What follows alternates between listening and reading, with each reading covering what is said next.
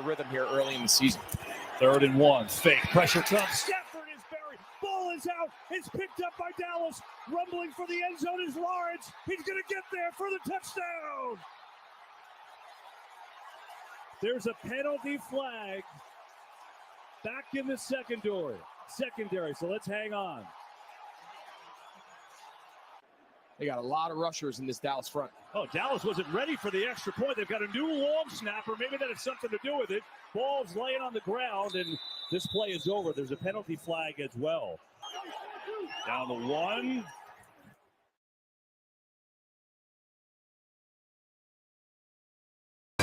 Now, get ready for the hottest podcast coming out of Dallas, Texas, with Sean Fox, K Boogie, and Cowboys Nikki. Stars talking Cowboys. Let's go! Yo, here we go again. Back up on the scene. Stars talking Cowboys. You know what I mean. The podcast repping everything with silver and blue. Keeping it real, that's what they do. Let me tell you about the crew. Sean Fox spitting facts. K Boogie's giving game. Nikki's got the stats, so of course she covers everything. It's showtime, so let's get to the biz. And that Stars talking Cowboys. Yeah, you know what time it is. What up, K Boogie? How you doing, What up, man? Foxy? Yo, what's up, man? Great, man. Great. Got a lot of energy tonight, man. I'm ready to have a great show. What's up? What's up, world? What's up, Dallas world? What's going on, people? Woo! So, oh my God, after week 1, after that, beat down from the from the Buccaneers, would you ever thought that we'd be sitting at 4-1 right now? Hey, it's a beautiful thing, right? We lost our quarterback, we lost our captain of the team, and we thought the season would basically be over. But Cooper Rush has, stepped up. Dan Quinn has stepped up. The whole team has stepped up, which is a beautiful thing. This is reminiscent to the year when basically we opened up against the 49ers and we got beat up really bad, and we wound up losing to Green Bay. In the playoffs, remember that year? The same thing happened. Yeah. Everybody thought the season was over, but hey, we prevailed. We had a great season. We just lost to Green Bay in the playoffs. So hopefully this year we can win and make some noise in the playoffs. Definitely. Like I said, I would never, I had figured that, with Dak that we would kind of sort of be in this position. But what's up, Max? There's another one of our Eagles fans here. All right, let's get it. Yeah, it's on and popping this week, bro. It's on, Max. But I had figured that we'd probably be 4-1, 3-2 to start the season out with the way our schedule went, especially playing both of the Super Bowl contenders from last year. I'm not surprised that we're 4-1, but I'm more excited because we don't have the whole team, So I'm more excited that we have a defense to rely on. More than anything else, it's been a long time since we could say, hey, our defense is helping us win games. It's been so long that we couldn't say that, but now we can say, hey, it's all right, Dak, get healthy. We have a defense that can carry us and hold down the fort until he comes back. And I'm proud of that. And I'm proud of that, man. I'm proud. Defense looking right. Parsons, get well soon. God bless. We just playing well as a collective unit. That's what I like the best. We playing well as a collective unit. You know what I'm saying? Even though we have some weaknesses here and there, but we playing well as a collective unit. And that's why I'm so looking forward to this Eagle game on Sunday night, my brother. So looking forward to it. I'm definitely looking forward to it. I definitely would. This is going to be the marquee game of the week so far. And it just so happened that it's on Sunday Night Football. Yeah, one of my friends was telling me that now the going rate for tickets now is like nosebleed seats $800. Wow. For one ticket. I was like, yeah, because it's on Sunday night. It's a division game. The Eagles went out, and they upgraded their team to beat us. Let's keep it 100. They upgraded their team. with all those acquisitions to beat us first. Because, let's hey, the last 10 games were 7-3 against the Eagles, right? And we won 3 in a row. And the last time that Jalen Hurts played us, we beat them by 20 points. So you figure they tired of getting humiliated, man, especially on national television. Sunday night game, they're going to listen. We ready? They ready for us. We ready for them. I'm Well, we excited, definitely, man. yeah, I'm excited too. We definitely cannot call this division the NFC least this year. You got New York beating up on Green Bay over in London. Mm. Philly's doing their thing.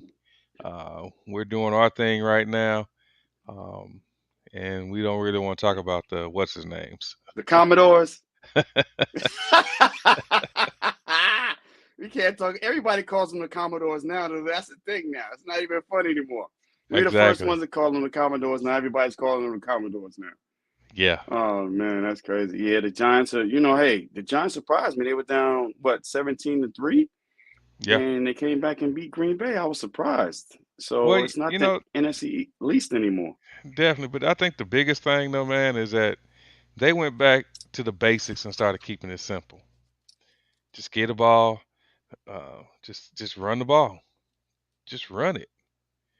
And the NFL, a few years ago, it went to the passing. Everything was about passing. The rules changed for passing, passing, passing, passing. And I think that, we had the line that we had and the line that we built was to run the ball. I mean, that's why we drafted Ezekiel Elliott, Mm-hmm.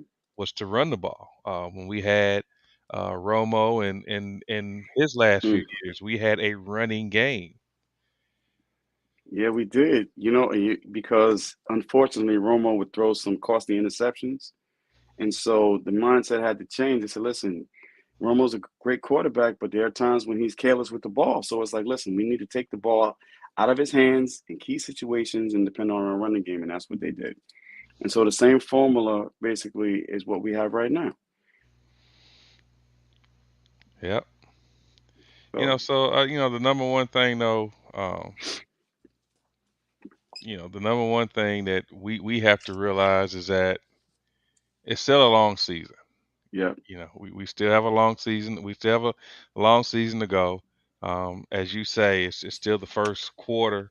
Yeah, Well, second we're quarter going into now. the second quarter Yeah. of the season, and we just got to win this next quarter. Yeah. I don't expect us to go undefeated. I expect us to lose a game or so in this next 4 or 5 games. I just hope it's not Philly. Nah, we might lose a Green Bay maybe in Lambeau, but other than that, I see us basically, beating everybody else. From the Bears to Detroit and Philadelphia Eagles. I do see us beating the Eagles on Sunday night, but it's a long show, so we got a lot to talk about. Definitely.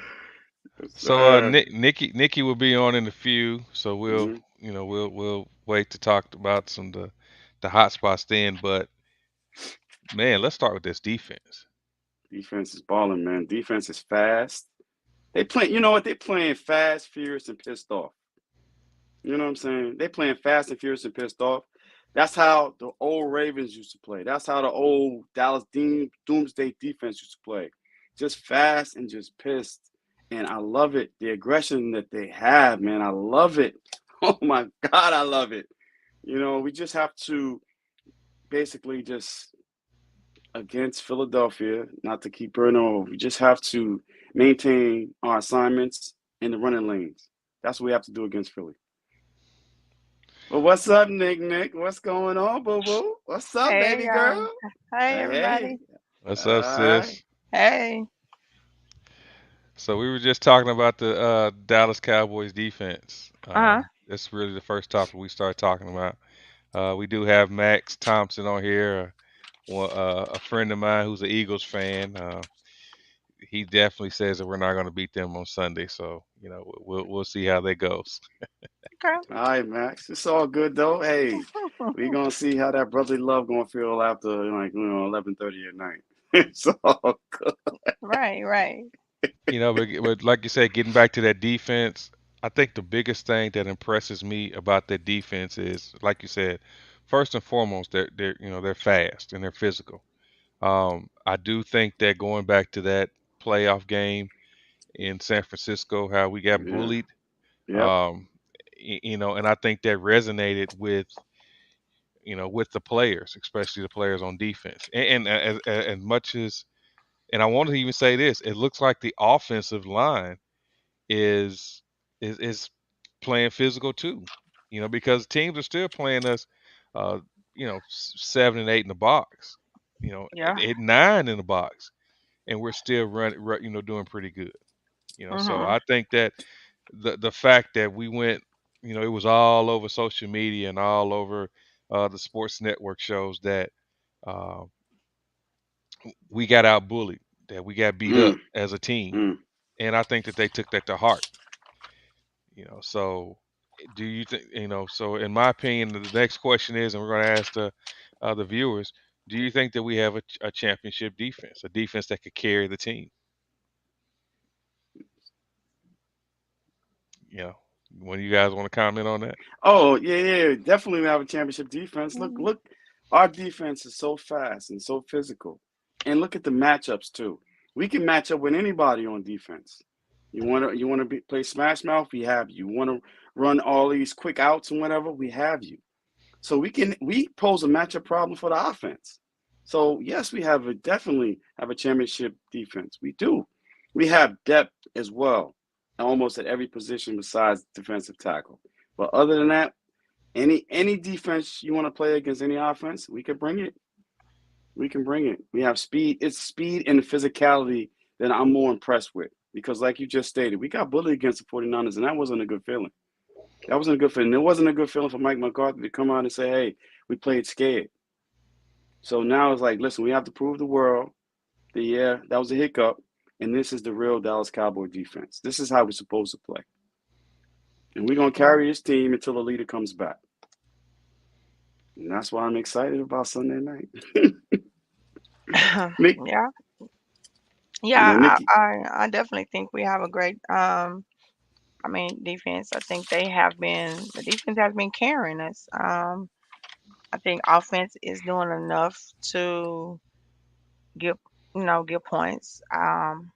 I always say take the points. I take the field goals, but I prefer touchdowns. I just feel like we've been in the red zone too much and too many times to only come away with just a field goal. I think that's one area that we definitely have to work on and clean up because moving down this stretch of this schedule, um, we are going to need to score in order to sustain drives and in order to keep our defense fresh. That's the last thing we want to do is keep relying. We want to rely on the defense, but we want to keep wearing the defense down.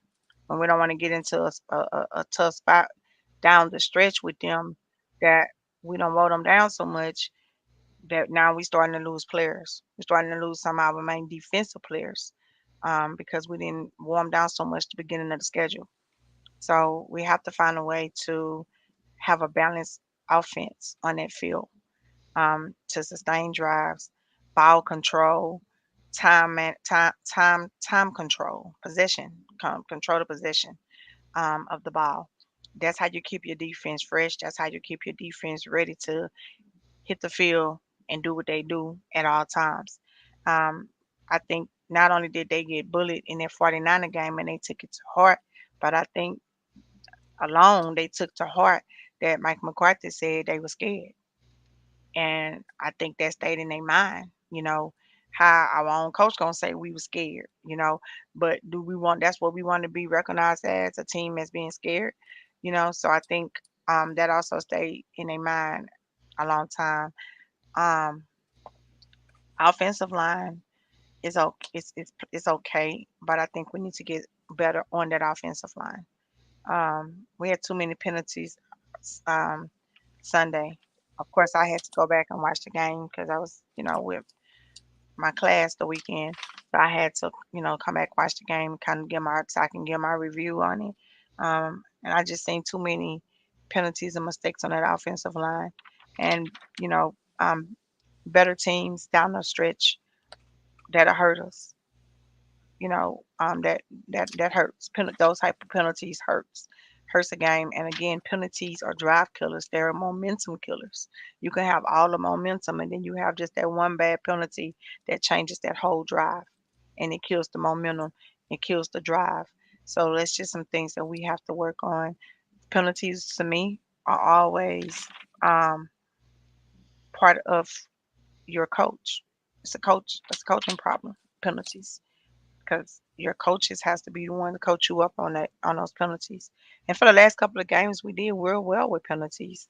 I think the game before we had only four penalties. And I'm not saying that you're gonna pay a penalty free game. It's gonna always be some penalties, but also I need the refs to do better with penalties, because it was a whole lot of holding calls missed on Michael alone. They missing calls. Not just with us, with all teams. I mean, as we seen it last night with the Chiefs, and the Raiders. Those two penalties they called on Chris Jones. That was just absurd. That was crazy. It was no way that should have been a penalty, but it was. I mean, the one they had Sunday against the Patriots. I mean, not the Patriots. I'm so used to Tom Brady with the Patriots, with the Bucks.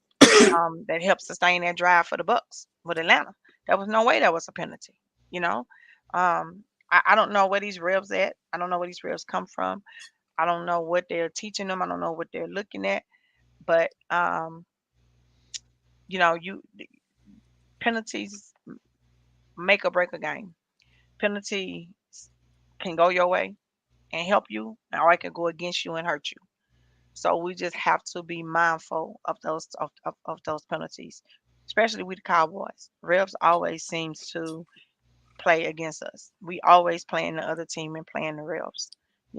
I don't mind penalty if we really did it, but sometimes I just think they just be ready for their flag against us.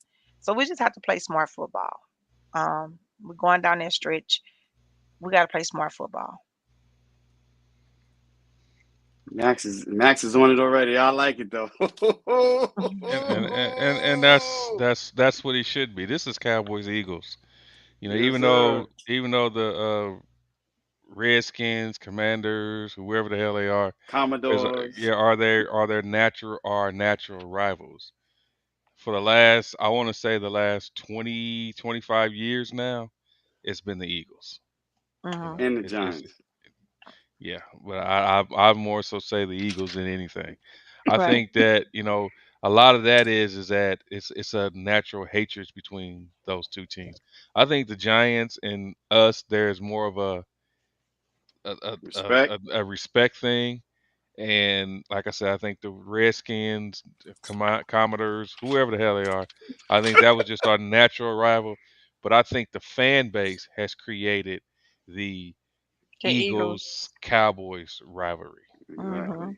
You know, I'll always remember that little snippet. Dallas, we hate you. And I'm like, oh, that's what we doing. That was a long time. It was in the 70s. Dallas, we hate you. And that resonates for today.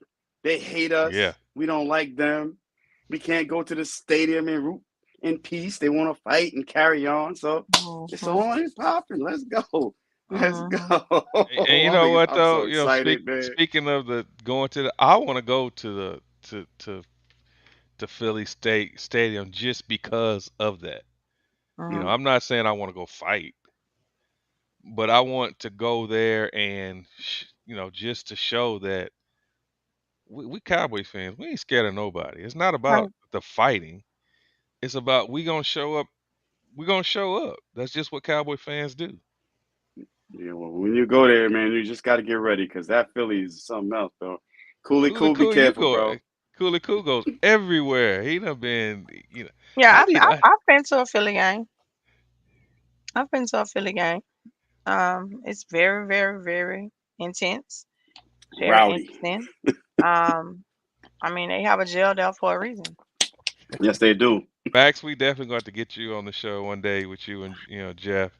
Uh, you two are probably some of the most realistic Philly fans that I've talked to. You guys aren't those asshole Philly fans. Uh, They got a bunch of those, though. Oh, my God.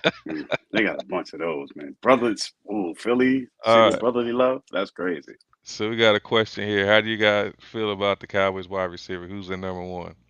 Mm. Did y'all see that That's. drop that CeeDee Lamb had near the sideline? Did I you was see the? so mad. Did you Oh, see I the my. keep drop telling y'all. Gallup?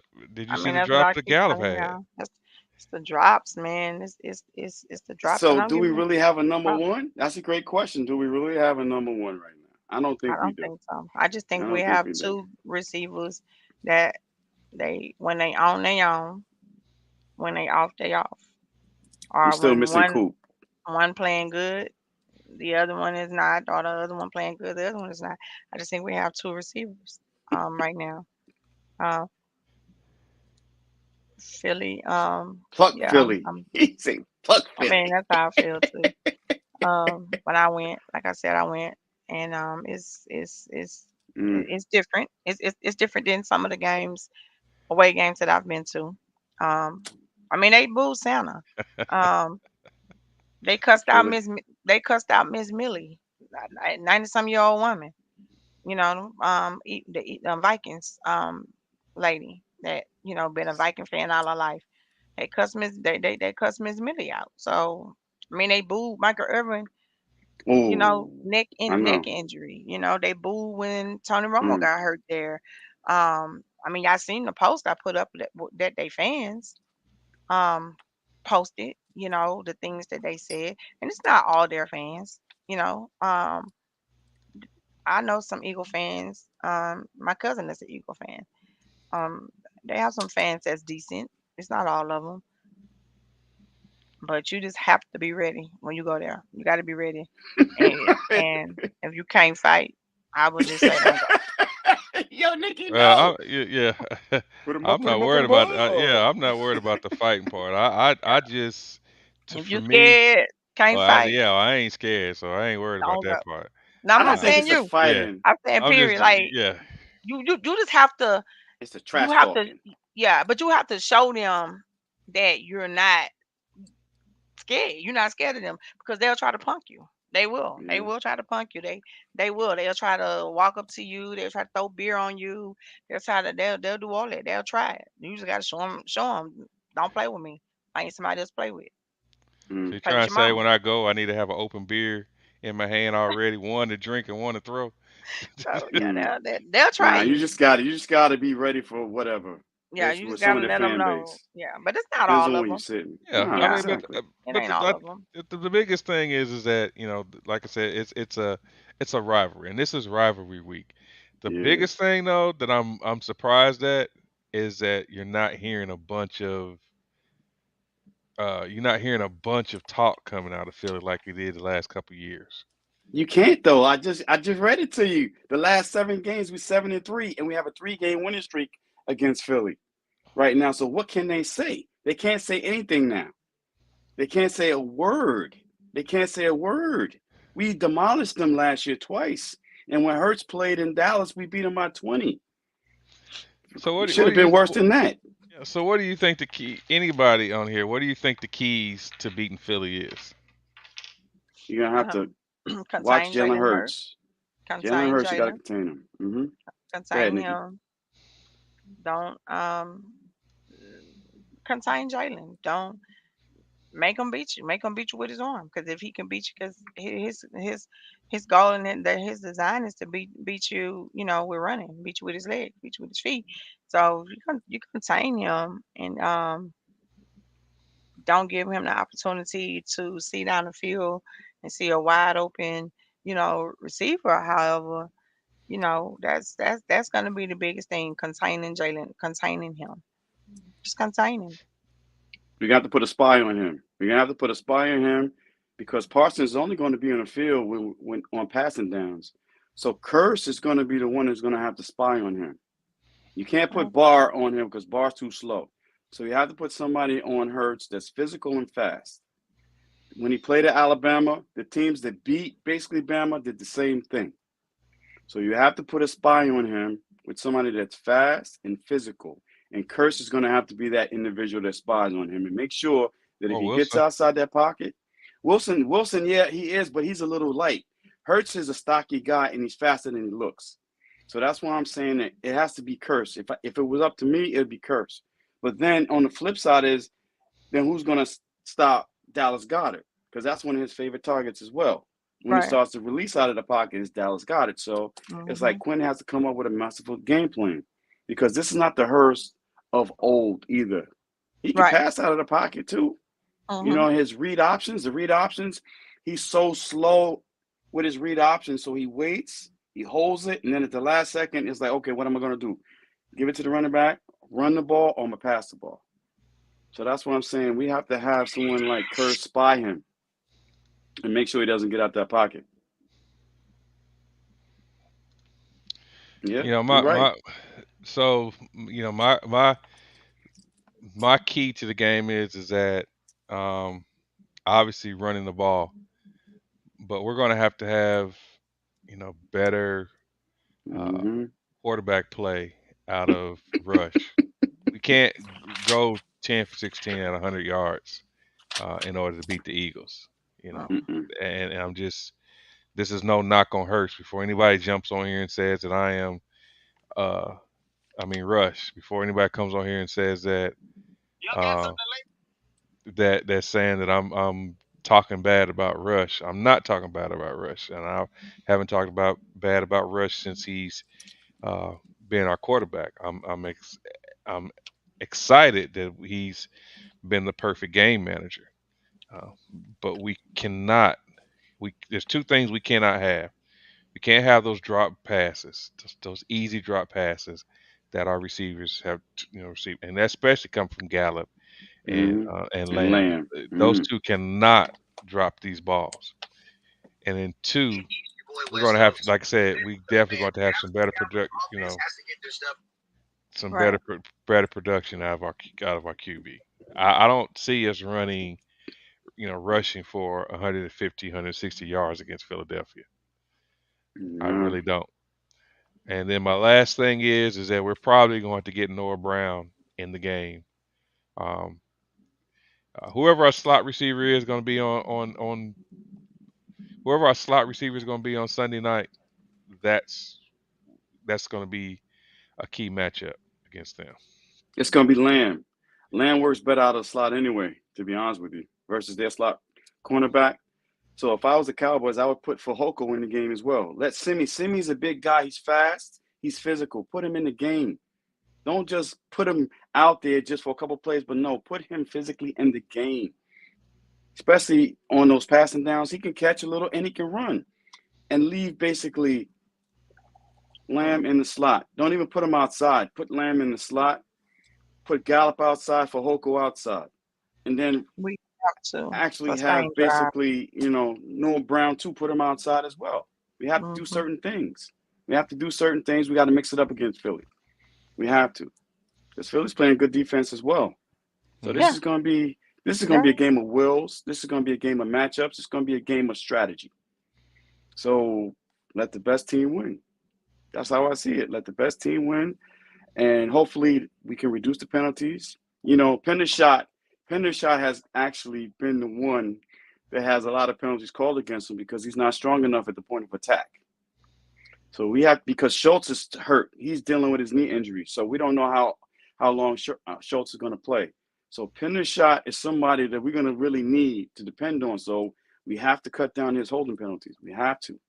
You don't have to. Because versus the Rams, that could have sustained a drive. I'm like, oh, damn, they called a holding penalty. Probably had a first down run, Pendershot. Same thing against the Giants, Pendershot. I'm like, dude, he has to get stronger at the point of attack, or just push him and just move your hands back. Because by the time you keep holding him, he already ran for the first down. You don't need to keep holding him, or keep engaging with him, I should say, not holding. Yeah, it's about contact and it's about engaging and releasing. Yeah, On every play, an offensive lineman or a defensive lineman is going to grab something. They're going to grab something. It's releasing them at the point of what we call impact plays. If the ball is coming that way, a lot of the times, getting away. It's about your posturing. It's about the angles. Get them on the right angle and then let them go. And that's just it. You know. Hey, I have a question. So who's going to play A.J. Brown? Would you put Diggs on him or Brown? I would let them keep playing the same size of the field that they're playing. Um, and the reason why I say that is I think the thing with AJ Brown, I think he is a very good receiver, but I don't think he's the best route runner there is. I see him a lot of go routes, a lot of comeback routes, but I don't see him like really going across the middle too much. So I don't think he's the best route runner. I just think that he's a good deep ball receiver. And he's a big Same dude. thing with Smith. I think Smith is a good. He has speed on him, and he can get if he gets past you, it's over with. But I don't see the crisp routes from him. So um, I would say let's man up or play cover three. Bring a spy in the box, you know, and just go for it. I don't think neither one of them needs double coverage. It's just a matter of playing over the top of them. But that's just me if I was, a defensive coach. But we'll see what Quinn does on Sunday. Because don't forget, they like to go out in empty sets too. That's another thing that Phil likes to do. They like to go out in empty sets. Yeah. So it's going to be very interesting how we align certain things. Well, the good thing about that is we've been getting to the quarterback with rushing four. Mm-hmm.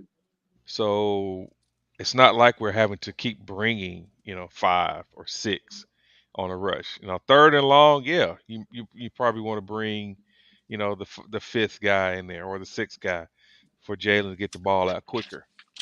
But our front four has been getting to the quarterback. Um, and especially, with the way we're moving our line around. I mean, you're seeing D-Law playing D tackle, him and Parsons on the same side. Um, we have a very nice rotation on that D line. So I'm not too worried. I'm not too much worried about the pass rush. I'm more worried about Jalen. I'm more worried about Hurts. You know, scrambling up the middle on us, Yeah. especially when we stunt. And I'm more worried, like you said, of Goddard. You know, his releases. Off the line. Those are the two that more so scare me than anything. I'm going to tell you another secret weapon, though. Your boy, Foxy, Sam Williams has been playing very well lately, and he's a 4-4 guy. So there's got to be some type of alignment with him spying on Hurts as well as a decoy or something because he can run. There was a play in the Rams game. Parsons was off the field, and he ran down somebody. I said, that's 4-4 Sam Williams right there. So Sam Williams has to do something. They have to line him up too because he can chase down Hurts. He can chase him down. He can chase him. So I'm looking for Sam Williams to actually have a good game. I am. I really am. I have to, So let's see what happens. Big out to Sam Williams though. He's been balling lately. He's been actually really active. He was really active during the Rams game. And I'm glad you acknowledged that was my pick there. Yeah, I did. Yeah, I remember. That's your boy. You were so happy. And it's not because it's just because I saw him as he's between Lawrence and Parsons. He's that player that's that tweener between the both of them. He's not as big as Lawrence. He's not as fast as Parsons, but he's there. And I saw what he did, especially, living in Atlanta, living in the South, watching him in the SEC. I was like, oh my God, if he is available, get this guy. And knock on wood, so far it's worked out for us. Yeah, we just need to get some more sacks from him too. And so, hey, another thing too, he can't hit the quarterback when they're running out of bounds. Somebody say, listen, if you see a quarterback, just ease up. Don't hit him. Because he will take a shot in the minute of the quarterback. Yeah, but speaking of quarterbacks, oh my God, what do y'all think about all these doggone penalties for blowing at the quarterbacks now? Because scoring is down. Scoring is down, and so they're trying to actually, increase scoring by calling all these nonsense penalties. That's the only thing I can think of because these are actually football plays. These are football plays. And they're not really trying to hurt the quarterback. They're just football plays. So the only thing I can think of is basically because scoring is down right now and the defense has been playing lights out against some of these other offenses. Now they're going to start calling more penalties. And Well, that's I why think Parsons is not getting a lot of penalties called on him, too, because he's getting held on every play. Horse collared on every play, and they don't even call it. yeah, and I think also is that what to say 3 4 years ago, when they changed all the rules for the defenses, well the offenses, they changed all the rules to favor the offenses. Mhm. Defense is now catching back up. So if you Yeah, notice now that defenses is now catching back up, and the run game is playing a bigger part in teams winning. Back in the Tom Brady and Peyton Manning eras, and then it rolled over to the Aaron Rodgers and Patrick Mahomes and so forth and so on. It was all about the passing, passing, passing, passing, passing. You know, 40 something touchdown passes, going into 50 touchdown passes. Now defensive players have gotten taller. I mean, when was the last time that you've seen as many tall cornerbacks as has been in the league? exactly. These guys are getting taller. Most cornerbacks were what, 5'11", 6 foot. And those were stretching it. Now these guys are 6'2", 6'3", 6'4", 225. These guys is running. And So agile. yeah. So I think the defenses has caught up with the offenses. So now we got to flip the rules again to get back, to give the offenses back. See, Let's that's why it's see. important for us to have a balanced offense, too, in the Philly game. So Tony says I would just grab the quarterback and wait for the whistle. Uh, I think a lot of this is new positive too, and it definitely is. But that's not our fault. That's the Dolphins' fault. Mm, And the thing of it is that once these refs, all these refs are getting asked these explanations about why they call the roughing the passer, why they calling the roughing the passer, and they are calling the game exactly by the letter of the book or the law or whatever you want to call it. But they haven't been calling before. And I think it all depends on the quarterbacks too, because do you think that Lamar Jackson's gonna get any roughing the passer calls? no, because he's a running back. Once he starts running, they're going to consider him a running back. That's another thing, too, with running quarterbacks. You consider the running back, after you leave that pocket, you're not going to throw that flag. Yeah. So, but I was really shocked at that call against Carr last night. That was I was bogus. yeah, it was that that call against Brady. That was the most bogus call I've seen in forever. And You I'm know, going to tell you what's funny about it. They're both on third down.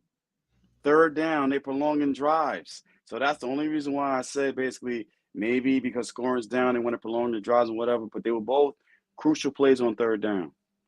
That's the thing that kills me more than anything else because Dak can't get those calls. I've never seen Dak really get a call like that. Just like Nicky no. said, hey, it's something against the Cowboys, Jerry Jones.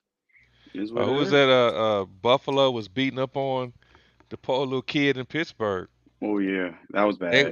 They were just beating his little tail. I mean, to the point where he wanted to get up and fight, but I didn't see not one roughing the passer call against him, and they was hitting that guy low. Yeah, that was Buffalo, yeah, Shaq Lawson did that too, and he went after yeah, Shaq Lawson because of that. yeah.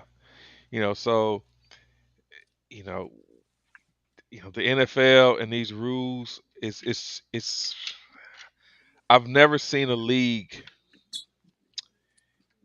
that worries so much about public opinion than the NFL. Right. And I don't want to say it's sickening because we don't want anybody hurt. Let's Mm-mm. take let's go ahead and say we don't want to get anybody hurt in the NFL. But as somebody just said, I think Max just said that how long is going to be before the quarterbacks start wearing flags and bright red jerseys in the game? You know, it's Hey, it's crazy. gonna be flag football out there. I mean, see, you know what? I'm gonna tell you what's also wrong. Fantasy football has a lot to do with this. They're starting to dictate the policies as well. If you really look at it, fantasy football is starting to dictate this as well. There's so many millions of dollars in fantasy football right now too that everybody's looking at like, no, we can't have the quarterbacks. No, I need to score points. So it's just crazy, man. This is crazy. I don't know. Let's get back to football. This is football. This is a physical sport. I don't see them doing this in hockey. I barely see them doing it in the NBA with charges and whatever else. So why are you doing this in football? It's a physical sport. They're wearing pads and helmets and equipment for a reason because it's a physical sport. These are big guys out there. Let them play. Let them play. Let them have fun, and may the best team win on Sundays. You're gonna cost a team a chance to go to the Super Bowl or the playoffs because of one of these egregious calls. It's crazy. Well, I guarantee you that once we get into, weeks, you know, 11, 12, 13, 14, I guarantee you some of these calls won't be made. Hmm. And that's how it is every year. They'll start off, well, let's put an emphasis on holding. Let's put an emphasis on pass interference. Let's do this, let's do that. Then as the season progresses, we start slacking up. Yep. Exactly. And you're right, Crystal. They do need to rewrite the whole roughing the passer rule. You might as well. Either that or make it reviewable because that's just ridiculous. And it's making or breaking games. You know, it's making or breaking games. So I don't know what they're gonna do. I don't know what the NFL gonna do. But every year it's an issue with these refs messing up a game or calling something that should not be called on a team, and it's not cool. It's not cool at all. And Mm-mm, they no. need to start penalizing. They need to start penalizing these refs, for that. When they do stuff like this, and then when they go back and review it, no team wants to hear the next day, "Oh, the refs got it wrong." No team want to hear that. It's over with now. Ain't like we can go back and Exactly. replay the dang gone game. Because the ref messed it up. All you can tell us, well, yeah, it shouldn't have been called. That was a bad call. It shouldn't have been called. No team want to hear that. We can't go back. And that was a division game for them. That Yeah. was a division game. They already down, trying to fight up a climb, trying to climb. You know, um, I just really wonder how Devontae Adams think and feel inside of his head. With the move, making that move. You know, our money ain't good money. You know, Oh, you're right. you And know, same thing with um, Aaron Rodgers. How he our feel about money. letting him How go? did he feel about letting them go? That's what I was thought about that too. I said, how does he feel about, even being so selfish for the contract he got, knowing they weren't going to be able to pay Devontae, and now he in the struggle with his wide receivers. Um, I don't know. I don't know where the Raiders go from here. Same thing with Russell Wilson and the Denver Broncos. I don't But you know where they saw it go. last night, though. You saw the frustration on Adams. There Right? was he Why he dropped the being ball. He too? dropped the pass. He ran into basically Renfro, and then the cameraman, cut him off going to the tunnel, and all his frustrations just came out. Came It out was building. It's been building for weeks probably, and it just came out actually on the cameraman. So that's what we were seeing last night. He's probably on just the wrong frustrated, like person. I left Green Bay, a perfect situation to come play with my best friend, and it's not working out right now. So it all just came out on national television, which he apologized for. But unfortunately, it occurred. That brought me back to the Dennis Rodman situation when he kicked that photographer. I Mhm. thought about that too. I was like, damn, I feel so bad for Devontae Adams, though, because he was a good dude. But hey, sometimes when you're frustrated and you can't release it, it all comes out at one time, and it showed itself last night, unfortunately. And it looks like he's starting to lose a couple of his little small endorsements over this. So and the kid or the cameraman has already went to go file charges against him. I know that's crazy. Uh, So and you know what's gonna happen. They're gonna call up Devontae's lawyer. His lawyer's gonna offer this guy, a few $1,000s here, a couple $10,000 or however much it is, and it's all gonna blow away. So Yeah, as long as he doesn't have to take any anger management classes or whatever else too, because that's the first time he ever had a blow up. Yeah, I yeah. don't I want to see mean, that. I don't want to yeah, see that. I think that he's a good, And it's he's good. frustrating. Yeah, Yeah. I think he's a good person. I've never seen him in trouble, never heard his name in trouble. I think he's a good person. I just think he's frustrated. He's at the point to where he's frustrated. You have to remember he's coming from a quarterback like Aaron Rodgers, a team that they were winning. He had the perfect quarterback with him. I mean, Aaron Rodgers, is who he is. He's selfish. But you can't take away from him the quarterback that he is. You can't take away his skills. You know, um, and I just think that Devontae Adams is in a bad. He's just went to a bad situation. And coaches. All these coaches that come from under um Belichick, Belichick. Belichick. They all think that these coaches is coming from under Belichick. They all think, they they're gonna be horrible. they the top notch coach to come in and do this and do that because they come from Belichick. At the end of the day, it's not Belichick. So you can't expect this coach to be and coach like he coached and do the things that he did. Um and it's crazy. And I'm gonna say it, that they will overlook us. They will find a reason not to hire us. They will find a reason, anything to say why we don't belong to be a head coach. Because they want to go with the more popular name, the more popular coach coming from under the popular coaching tree, and and this is what they get. They get these coaches that can't coach, and they get these coaches that don't know what to do to save their life on it, what to do in a situation. The coach for Denver, his dad was a horrible coach. So what did y'all expect from him?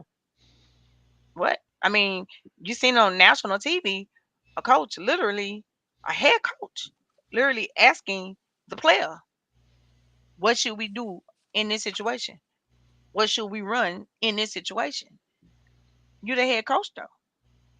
Um, it is what it is, and it's not to cause a stir or it's not to make it a black and white issue. Um, but we do have good coaches in the African American heritage. We have good black coaches, but they won't get the job because they feel like we're not qualified, we're not capable. It is what it is. Um, but sometimes that's what happens when you want to go with the coach that you feel is the more popular coach, come from the more popular coaching tree, and then that's what you get. This is what you get. And it's hard for me to say, is it Russell Wilson in them or is it the coach? I can't say. I don't know. It's hard to detect what it Both, is, both, you know? Yeah, Um, both. If you ask me, it's both. Russell's not playing up to his standard, and the coach is not coaching. Everybody got happy in Denver when they beat the Cowboys in preseason too. You saw that, right? I'm like, it's preseason, and y'all because they went ahead and I played tell physical everybody that. ball. I was like, come on. I said, you gotta be serious. But to me, it's a little bit of both. There's a little bit of coaching, and Russell Wilson not playing up to his ability. Even though they say that he has a A loud sprained shoulder, shoulder. that's what But it why, is. but So why I'm y'all like, just saying really? that? Because they had a bad game. I mean, he yeah. had more than one bad game.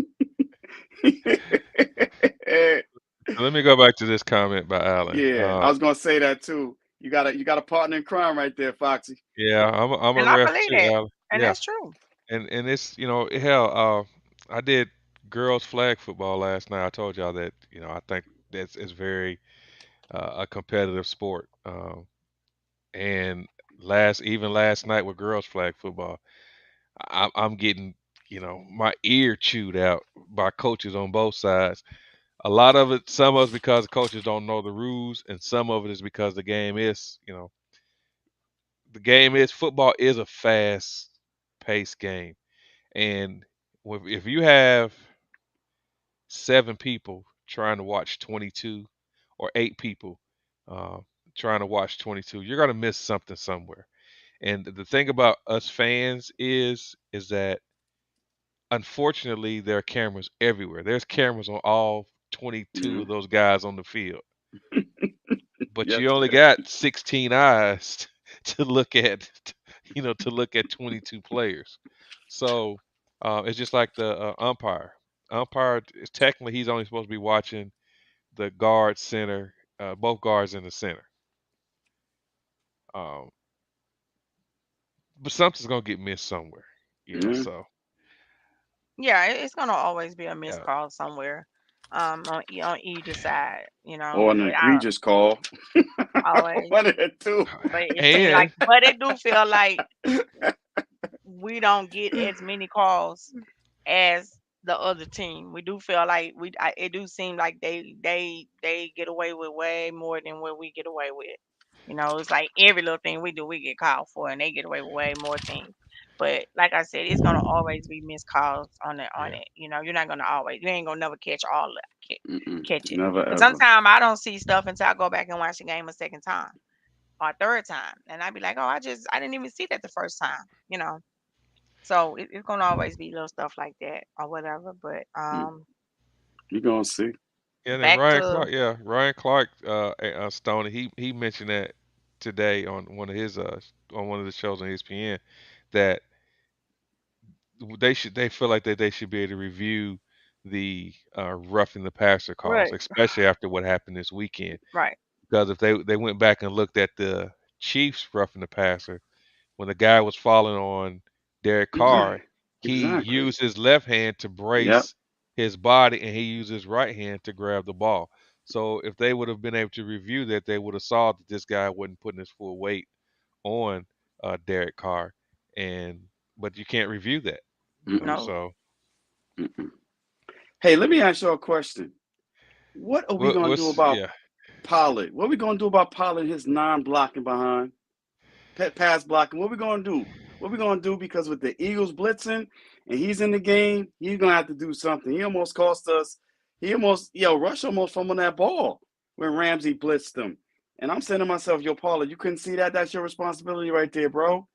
What are you right. And that's the doing? reason why I say that folks be calling and be saying, about with Zeke. I understand Zeke may not be running to the level of they feel like they want Zeke to run at, but Zeke is just so much more than a runner. When he's in the, he is a blocking running back. He does so much more on the field at that time. And I was like, okay, if you're gonna have put Pollard and put both of them in the game, use one as your runner and use one as your blocker, and because Pollard is not a blocker, and I mean, I'm gonna keep saying it. That's how Dak got hurt. Dak got hurt because Pollard missed the block. That's how Dak got hurt. Because Philly gonna blitz. He's Philly is small. gonna blitz rush. Philly is gonna throw the hammer down. Yeah. And they gonna see that and be like, oh, bet when Pollard comes in, blitz this side. That's Blitz. Yep. exactly what they're gonna And that's do. what they're gonna do. Or they better have a quick passing game. If Pollard's not gonna block, he better hit that flat quick. You He know, better do something. I'd rather go empty if Pollard was in the game. If we're gonna pass, I would rather go empty. And wherever they blitzing from, then that's where you replace the receiver at. But that's just me. That's just me thinking as a defensive coach. You're gonna have to do something though, Foxy, because he's a liability on passing downs. He's a liability Yeah, in of pass course. blocking. Mm, Yeah, he's a liability on pass blocking, but that 50-yard, seven I yard know. touchdown run that changed the game That for changed the us. game for. Yeah, it did. I That guess you gotta changed the take the game. good with the bad. I said the So, good with the bad. It's like, Yeah. but damn, so I hate that he can't block, man. Zeke need to give him some pointers or whatever to look out for. The hot reads or whatever on that left hand side or right side or coming up the middle. Something. I'm still kind of perplexed that Zeke keeps tapping out. I mean, Yeah, that's your pet I peeve. know they have a certain rotation. I'm pretty sure that because this is a contract year for both of these guys, so we're trying to see which one we're going to keep, how much we're going to pay, each one, yada yada yada. I get all that, the business side of it, but for a $15 million back, since we want to talk about salaries on the team, every time something comes up with Dak, it's he's paying 40 million, he's paying 40 million. So let's go to Zeke. Zeke is making $15 million. I don't want to see Zeke bust a 13-yard run and a 15-yard run and then tap out. I don't want to see that. You didn't see LaDainian Thompson doing stuff like that. You didn't see Um, Barry Sanders doing something. Barry Sanders wasn't the best blocker in the world, but you didn't see Barry Sanders coming out the game. Emmett, you see Emmett coming out the game. Walter Payton's. You want to be considered as one of the best.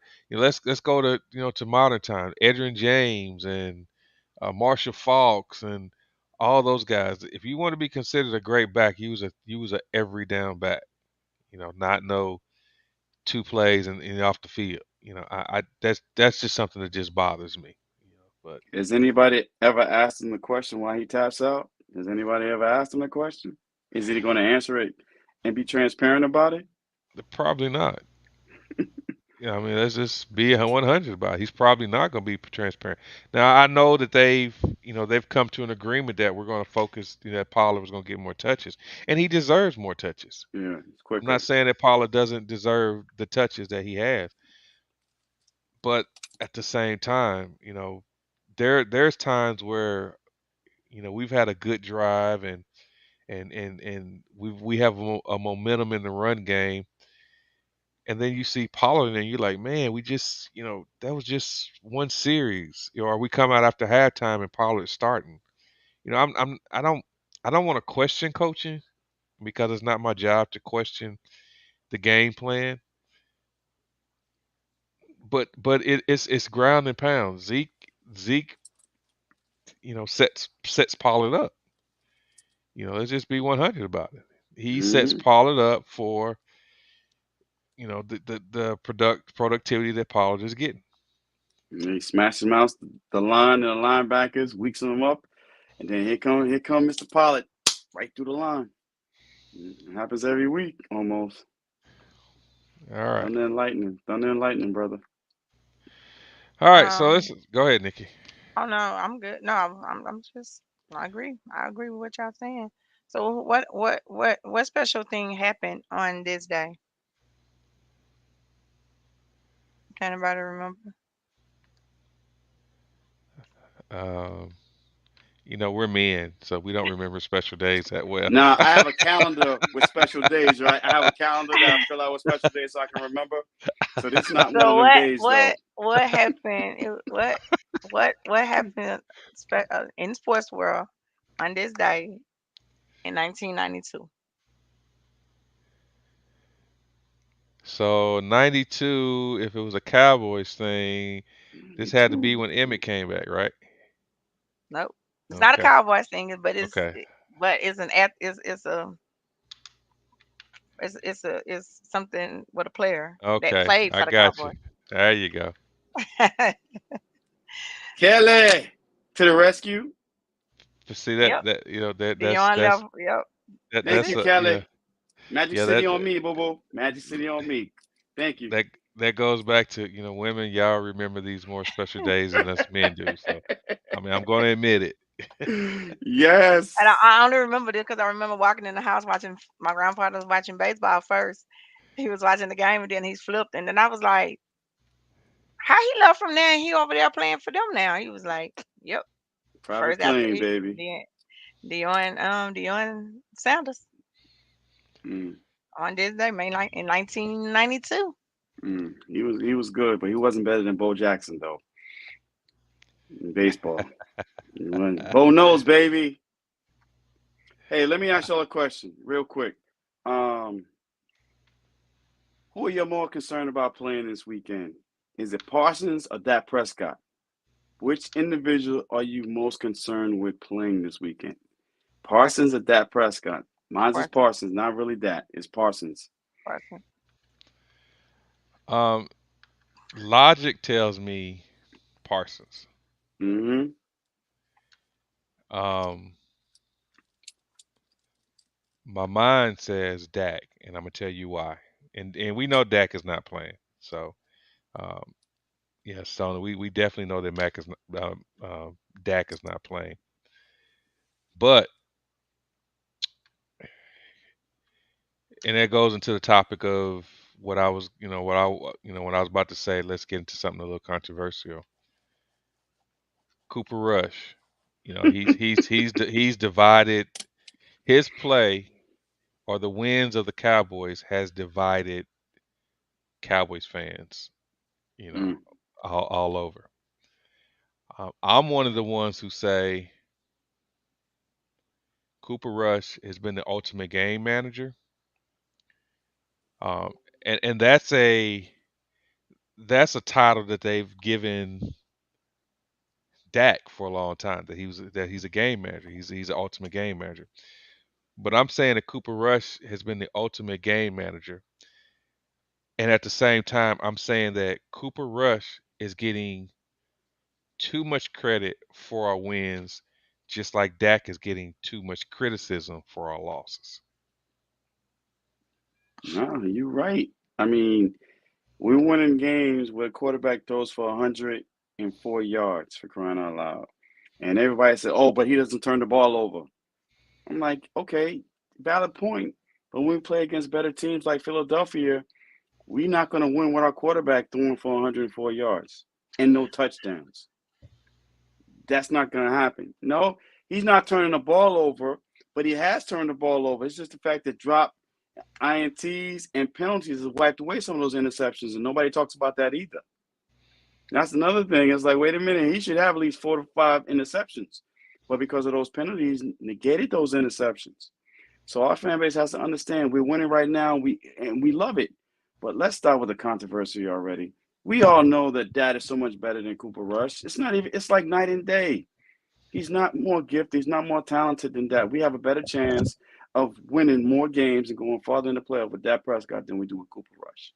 Let's call it what it is. And this is not about we love Dak. We don't want anybody to talk bad about him. No, we're just stating facts. It's a fact. And so that's why I can't understand why the fan base is always. We got some goofy fans. Let's call it what it is too. We got goofy fans that they just want a controversy. Then we have our owner say, "Oh, I love a controversy too." I'm like, "Come on, Jerry, you didn't have to do that. You know what's going on right now. You know damn well you just want the Cowboys in everybody's mouth so you can sell more jerseys and tickets and whatever. But you're not doing us any good by saying that." But to me, there's no way that Cooper Rush right now is going to replace Dak Prescott. I don't care if we go on a 7-game winning streak. Because against better teams, when it starts getting colder out, we have to play more outside. Do you really think Cooper Rush is going to win those games? That's Nikki? my thing. Uh-oh. You know it's bad when she's go, I about to say it's. I think I told you earlier that I knew you so well, didn't I? I don't have my popcorn, but I got my water ready. Go ahead, Nikki.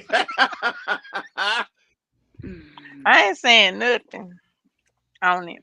I mean, I said what I said about it, and the first thing people want to say is you, because you know that because you like that or because of that. And again, I will take the W's any day, anytime, and I appreciate exactly what Rush is doing as far as managing the game. I really, really appreciate that. But if, like I said, if 3 of those balls against the Bengals were caught, that was interceptions. 2 were caught against the Giants, interceptions. 2 were caught. I mean, I even looked at the game and I seen at least 1 against the Rams that was dropped. And then the 2 against Washington that was called back. I'm glad they didn't catch them. I'm glad they were called back. But see, Cowboy fans are some Cowboy fans are so flacker that um, what if those balls were caught? Will we be sitting here saying I would keep Cooper Rush in? Well, those same fans will be saying I would keep Cooper Rush in if any of those interceptions that could have been interceptions caught. Will they I'll, still be sitting here saying that?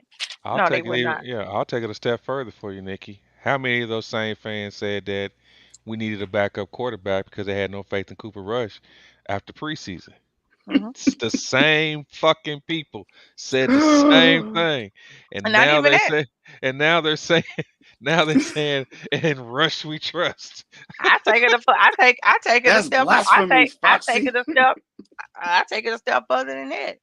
When we found out Dak was hurt, the same night, the same fans were saying some of the same ones were "Ah, we ain't about to do shit with Cooper Rush. Just it, our season over with. Just forget it. Just uh, uh, every year we trying to find a backup quarterback. Every year, just don't make no sense that we don't never. I don't trust him. I don't trust him.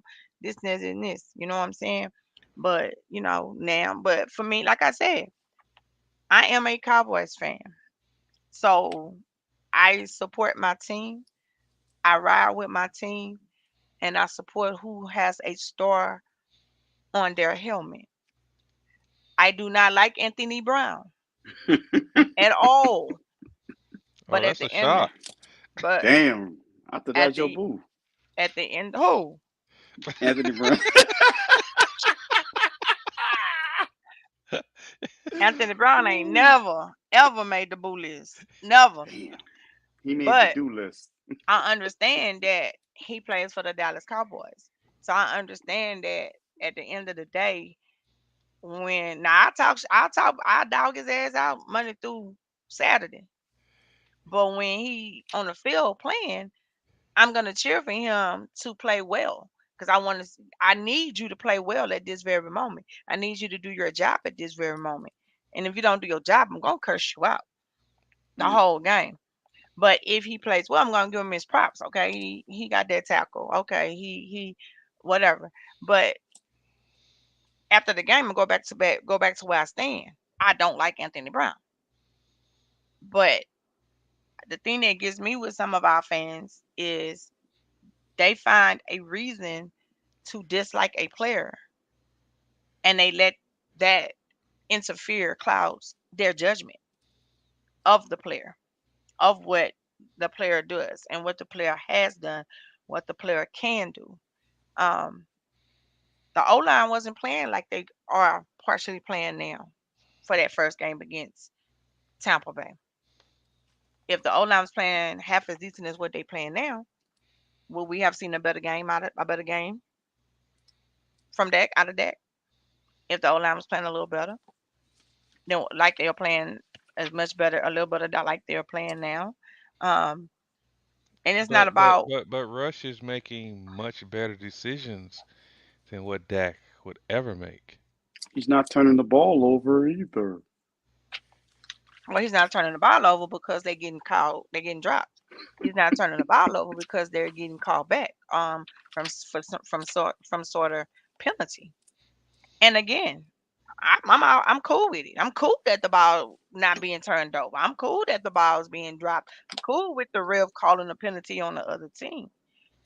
But how many more games do you we are expected to win with our offense only kicking field goals in the red zone? How many? And even this is even if Dak was playing. This even if Dak was in the game. Getting to the red zone is hard enough. So when you get there, I expect you to score there. Even if it's Dak. I expect you to score there. I understand that it's gonna be times that things happen that you probably won't. But we have been in the red zone way too many times to only come up with the points that we're coming up with in the game. We're letting teams hang around way too long in the game. We're depending on the defense to be the closer for us when we should be the closer on offense. Offense is supposed to do exactly that: score points. Defense is supposed to do exactly what they do: stop the other team from scoring points.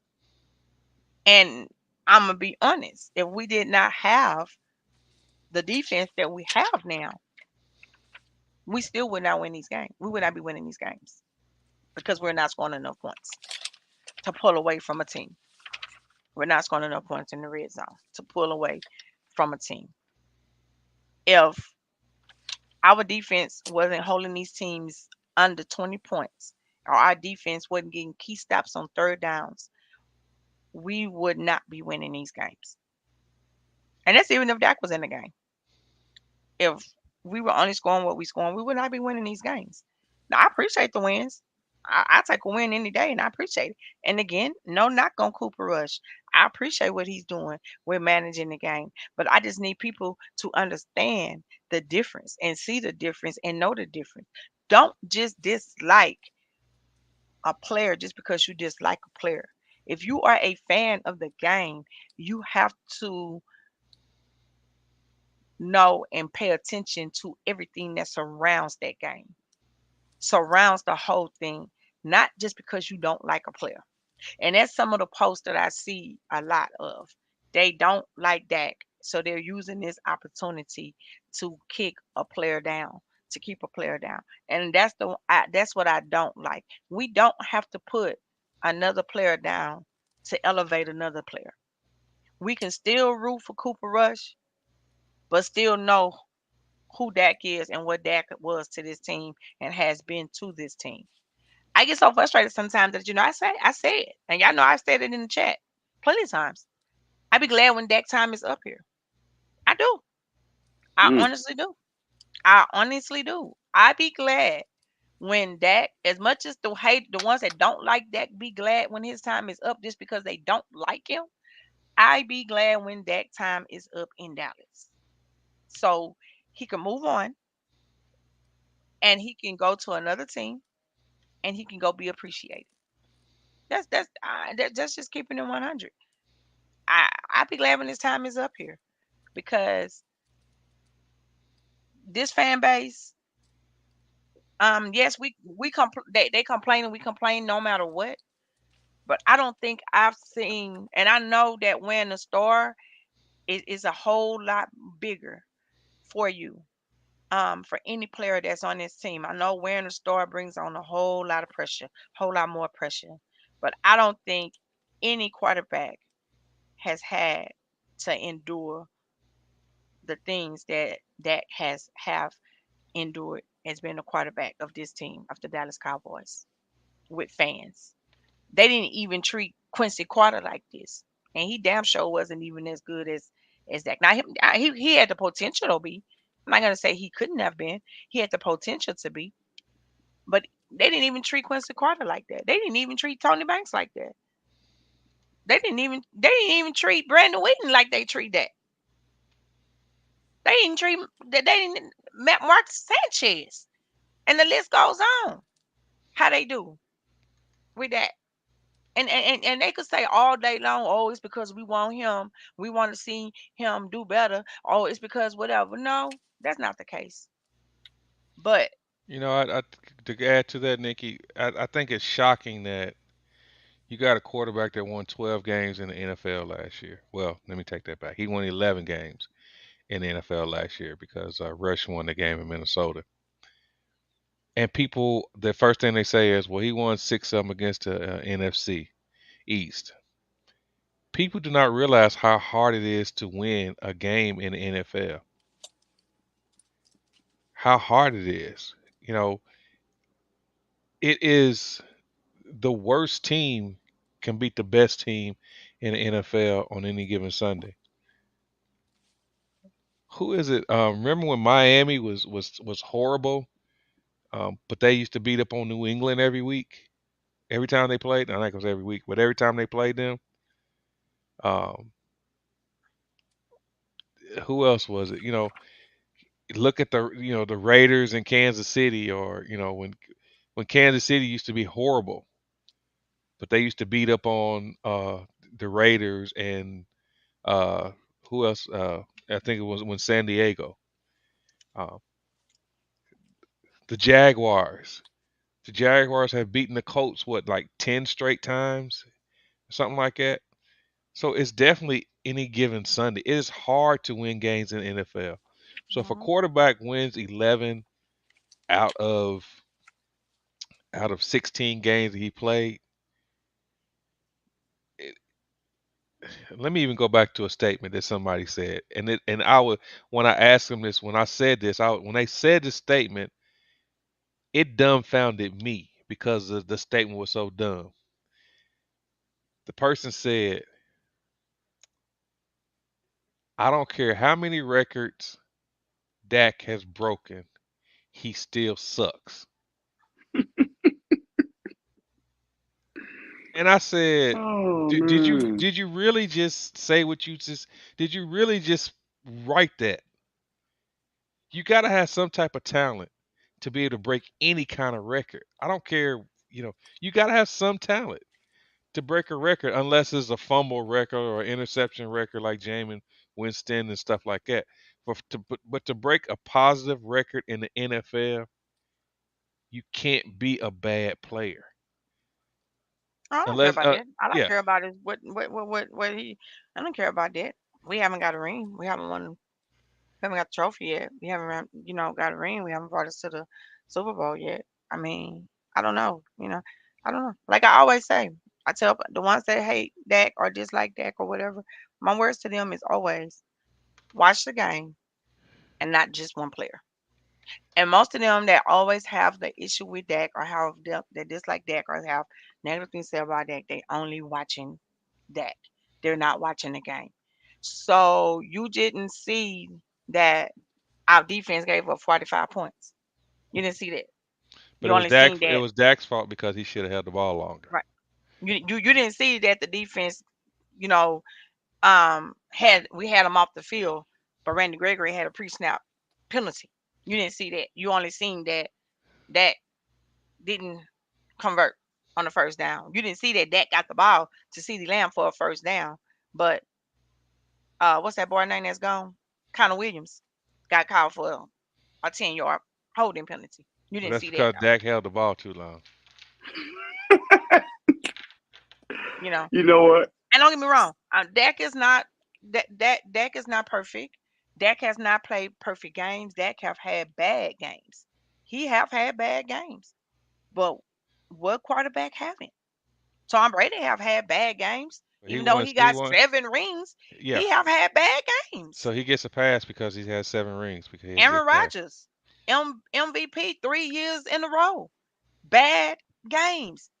Aaron Rodgers is the reason why they missed the playoffs the year before because he refused to run the 1 yard and get the touchdown. Had he just ran the 1 yard, got the touchdown, Green Bay move on. He refused to do it. But because it's Aaron Rodgers and he's an MVP 3 times, he gets a pass. And I've said here and I've said it more than once. I want Dak to get better with reading defense. I want Dak to get better with getting rid of the ball. I want Dak to keep a clock in his mind. 1, 2, 3, let the ball go. Quit waiting for a player to get open. If you can't throw him open, get rid of the ball. I said it. No way, that no way. But the ones that don't like him, it doesn't matter. Oh, and then that go out and have a stellar game. Oh, it wasn't because of that. It was because the running backs. The running backs, Zeke ran his ass off. Oh, it was against a bad team. Oh, it was a bad team. It was a bad team. And I've said it. I've said it. If Dak want to be lead quarterback, Dak want to be known as one of the best quarterbacks, he has to beat good teams, which and he hasn't. He has had that issue with not beating good teams. But is it just him that hasn't been able to beat good teams? Because we've had a bad team all around. Not just with him. We've had bad defense. We've had bad O line, bad coaching, bad play calling. But it's all that. But now all of a sudden Cooper Rush is the hero. Okay. But I take the Mm, wins. I take the wins. And I'll definitely take the wins too. I can't, I don't see us sustaining this type of QB play, into week, you know, 10, 11, 12 and up with our, we ran the ball 34 times Sunday. We passed the ball 16. We completed 10 passes. That is 2.5 passes per quarter. We're not going to be able to sustain this type of output and win games. Our defense is not going to be able to. There's going to be a game that somebody is going to score more than I think we're giving up 16, 17 points. That's less than that now. 14.4 points a game. There's going to be a team that's going to score more than 20 points in a game. We haven't given up more than 20 points. We've given up one Right. touchdown in every game Game. this year. But there's going to be a game where we give up 2 or 3 touchdowns and a couple of field goals. Is the offensive output from our QB going to be better than those 24 points? That's probably going to beat us with what we're getting right now. You know what? Sometimes you just got to tune out the noise. A lot of that stuff is just noise. A lot of fans are still upset about the whole Romo that thing. So I just tune them out. Because Oh Dak yeah. plays this game. Dak plays this game for his teammates and his family and the fans that love him. The fans who really don't appreciate him, you can't worry about that noise sometimes. You just got to let it go. Because I'm at the point now, it's not even worth arguing anymore. It's Because you not. can't change their mind. You can't change their way of life or way of thinking and when it comes to that. So we're going to put you in that corner. Like little Jack Horner. We're going to put you in that corner. You can stay in that corner. I'm not gonna ruin my day arguing with none of these nonsense goofy cats anymore. It's done. But you made If a good point a couple of weeks ago, K Boogie, when you said um, when you said that it's all media driven. yeah, Because now that Dak is not playing and Cooper Rush is playing, everybody in on the media is saying, "Oh, this team is going to be much better when Dak comes back." But when Dak is playing and he loses a game, then is can Dak take the team to the next level? media. That's why our fan base listens to the media more than anything else. They tune in to Stephen A. They tune in to everybody and all the negative press that gets. They feed into it. Not to bring up that group, but that group that sucks has 3,500 members, and I don't know how many members really hate him, but 3,500 members. You have a group called That Sucks and has 3,500 members. I said to myself, you could basically, have positive energy towards loving your quarterback, not hating your quarterback. And I'm like, you got to be kidding me. So I come to the realization that, hey, sometimes you can't make everybody happy anyway. So just let them hate. I appreciate that. I appreciate Romo the same way. I appreciate both Right. my quarterbacks. As long as we're trying to get to the promised land and we're productive and we're not the laughing stock of the NFL, the laughing stock of the MCE, so be it. But I'm riding with my quarterbacks. I'm not going to sit here and say Rush is better than Dak Prescott. I'm like, no, because I made a statement the other day. I said, this is not like it's Troy Aikman versus Steve Berline or Troy Aikman versus Steve Walsh. They're not even in the same category, for crying out loud.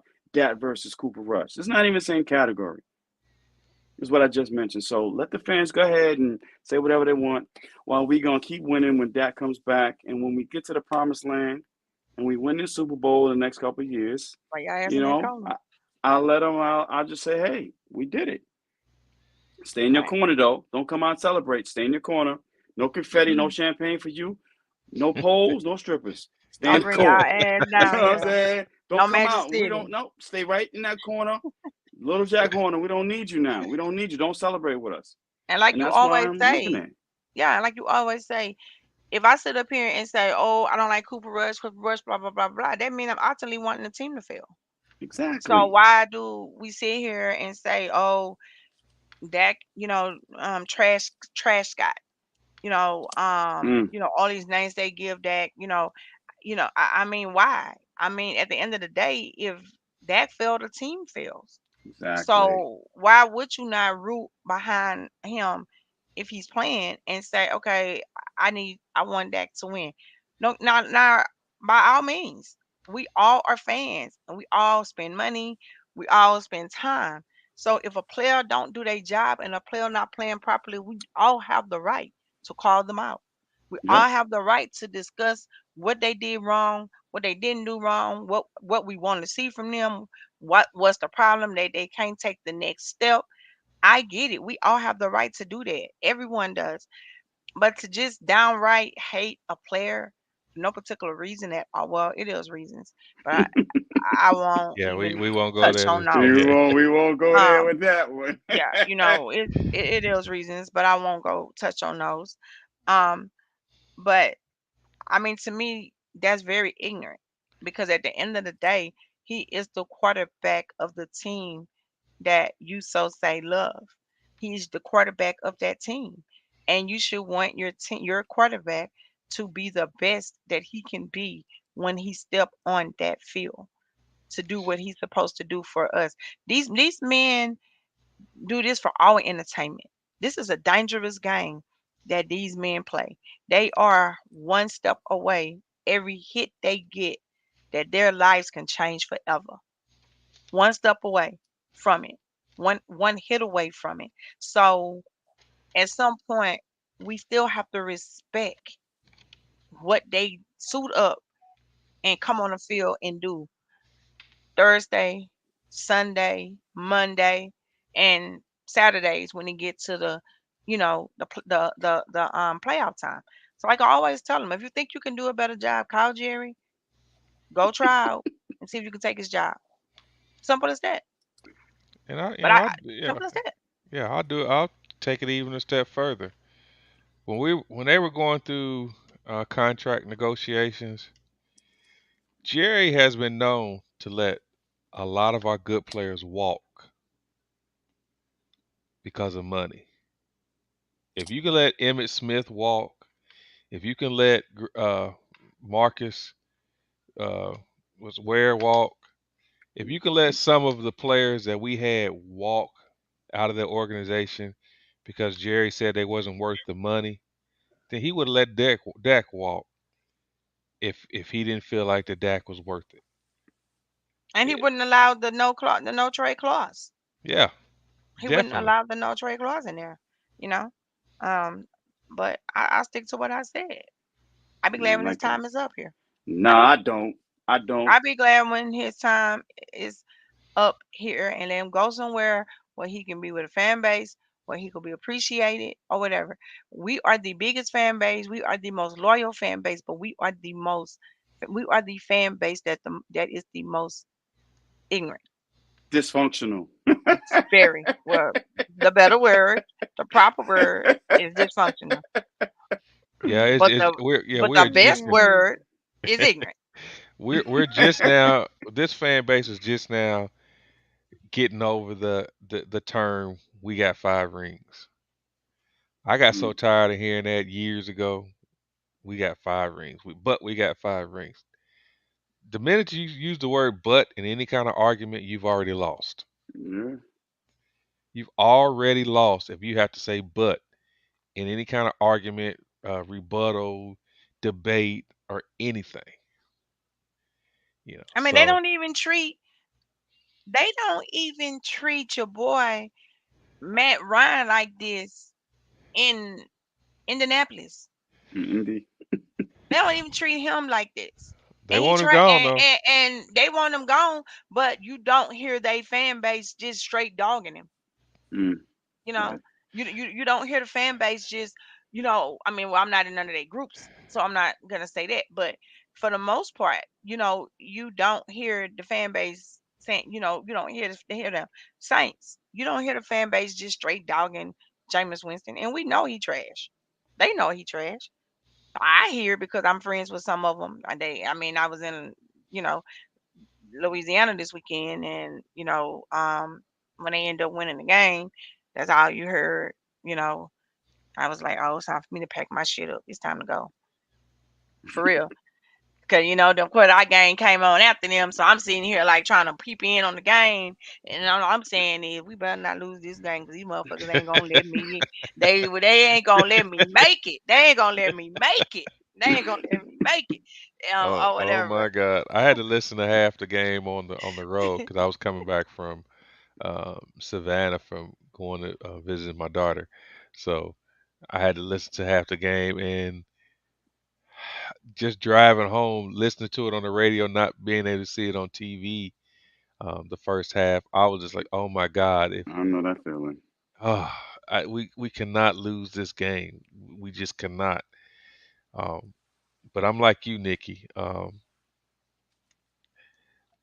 In U2K, I want us to win. I want us to win so bad, but I want everybody to appreciate what we have. Even though we're not winning Super Bowls every year, it's still exciting to get up and to watch the Cowboys play.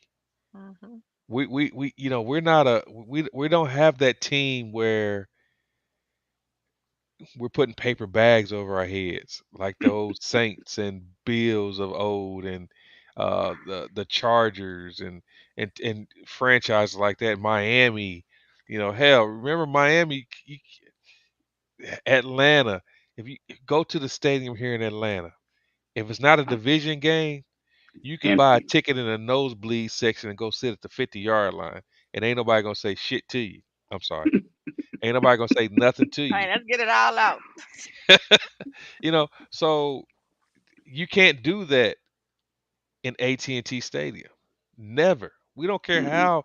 how our what our record is. You cannot buy a ticket in the nosebleed area and go sit at the 50-yard line. You can't sit in the 200s. You can't sit in the 300s. You're gonna be up in them 400s if you buy a 400 ticket. Period. Mhm. So Mhm. I appreciate the Cowboys not because we won 5 Super Bowls, not because we are the most famous team in the world, but I watch the Cowboys because it's exciting Fighting. football every single week. Now we have those 1 or 2 blowout games a year. Let's just go on and say it. Mhm. Denver was that game last year. Mm. Mhm. Wow, that was bad. It was just a bad It was a game. bad game. It was a bad game. Every It was team a bad has game. it. Yeah. Whether you have it at the first game of the year, the middle of the year, or the end of the year. Look at the Colts. Look at what the Colts and Wentz did. Wentz played decent ball up until it counted at the end of the End of year. the year. He had a Yeah. bad game and got kicked out of Indy. Two bad games. Two Yeah, bad games. And you they know. shipped him to Washington. Yeah. Mm. So, you know, it's called football. It's called any given Sunday for a reason. Who would have thought that Matthew Stafford would have led the Rams to the Super Bowl last year? The way he played the first part of the year. Mhm. Mm. The year that Philadelphia won the Super Bowl, who would have thought that a backup quarterback was Mhm. going to take them to the Super Bowl and win? Mhm. And that's And the don't get me issue. wrong, I That's am the not issue. upset with That's nobody the that voiced issue. their opinion. Voice your opinion. We're not gonna all agree, and that's fine. We're all gonna see things different. We're all gonna have a different opinion about the game, how the game should have went, how a call should have went, what the players should have did, what the players shouldn't do. I just say just be respectful to even as bad as I hate Anthony Brown, I still appreciate the fact that he still gets up and come and grind and play on the field Sunday after Sunday, getting burnt and all. He's still gonna show up. He's still gonna show up. You know, he gonna still be there. He gonna still show up, and he gonna get burnt, but it's gonna be one play that's gonna he gonna get a chance and he gonna do something good. You know, but for the life of me, I don't understand how he's been in this league 6 years and he don't turn his head. What part of turning your head you just don't understand and don't get? And Al went in on his ass against that Washington game on the sideline. Like y'all probably couldn't see that because you know I'm right there at the game, so we kind of see a little bit more than what they show y'all on TV.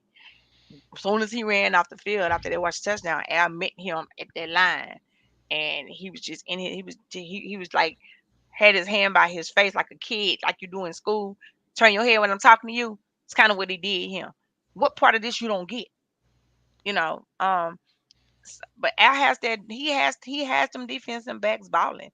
He have them playing good, but that front seven is playing absolute football. They are Yeah. playing absolutely football, and it's taking a lot of pressure off of the DBs. We're getting to the quarterback. It's taking a lot of pressure off of them. But I just want our fans to appreciate, you know, the team, appreciate these players, what they get out here and do every Sunday. Whatever day of the week they playing. I just want them to just appreciate them a little bit more. That's all. You don't have to like them, but watch the game and watch the game for the game, not just because you want to see one player fail. Or you just want to see what one player gonna do, so you can have a reason to come back and say, "I told y'all he wasn't shit. I told y'all he couldn't do it. I told y'all he was a bum. He ain't nothing but a bum. He ain't nothing but this. He ain't nothing but that." Watch the game. The game. Well, I'll that's that. reiterate Yeah, it. yeah. One Go last ahead. thing.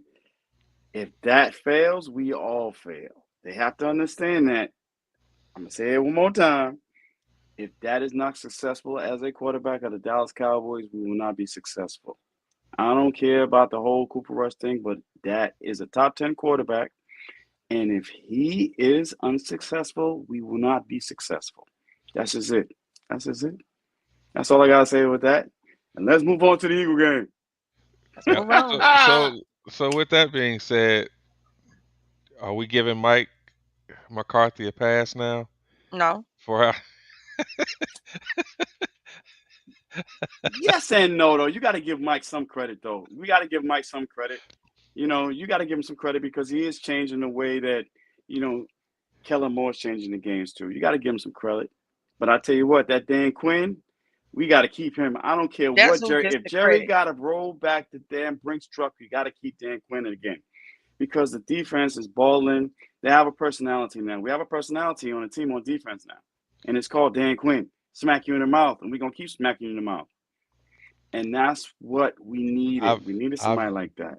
I've never felt more sorry for a quarterback than I have these last couple of weeks on the opposing team. Opposing team. I've never felt sorry for but I felt sorry for them guys. I felt sorry for Matthew Stafford, because he was getting his butt kicked. I didn't feel sorry for him because of Dan Orlovsky. Hell to the no. I was No, like, get his ass.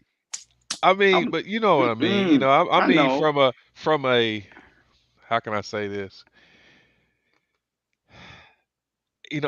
I was saying, Stafford, you're gonna be in the cold tub and the hot tub this weekend. You're gonna be taking an ice bath and getting in a sauna after this weekend. Because he was just getting beat up. Mm, Wentz getting beat up, and I'm very interested to see how this team is gonna do against a scrambling quarterback like Hurts. Right. That is gonna be the true. And I'm gonna speak this on a Tuesday night. I'm not really worried about the game on Sunday because it just seems like that we have Philly's number, um,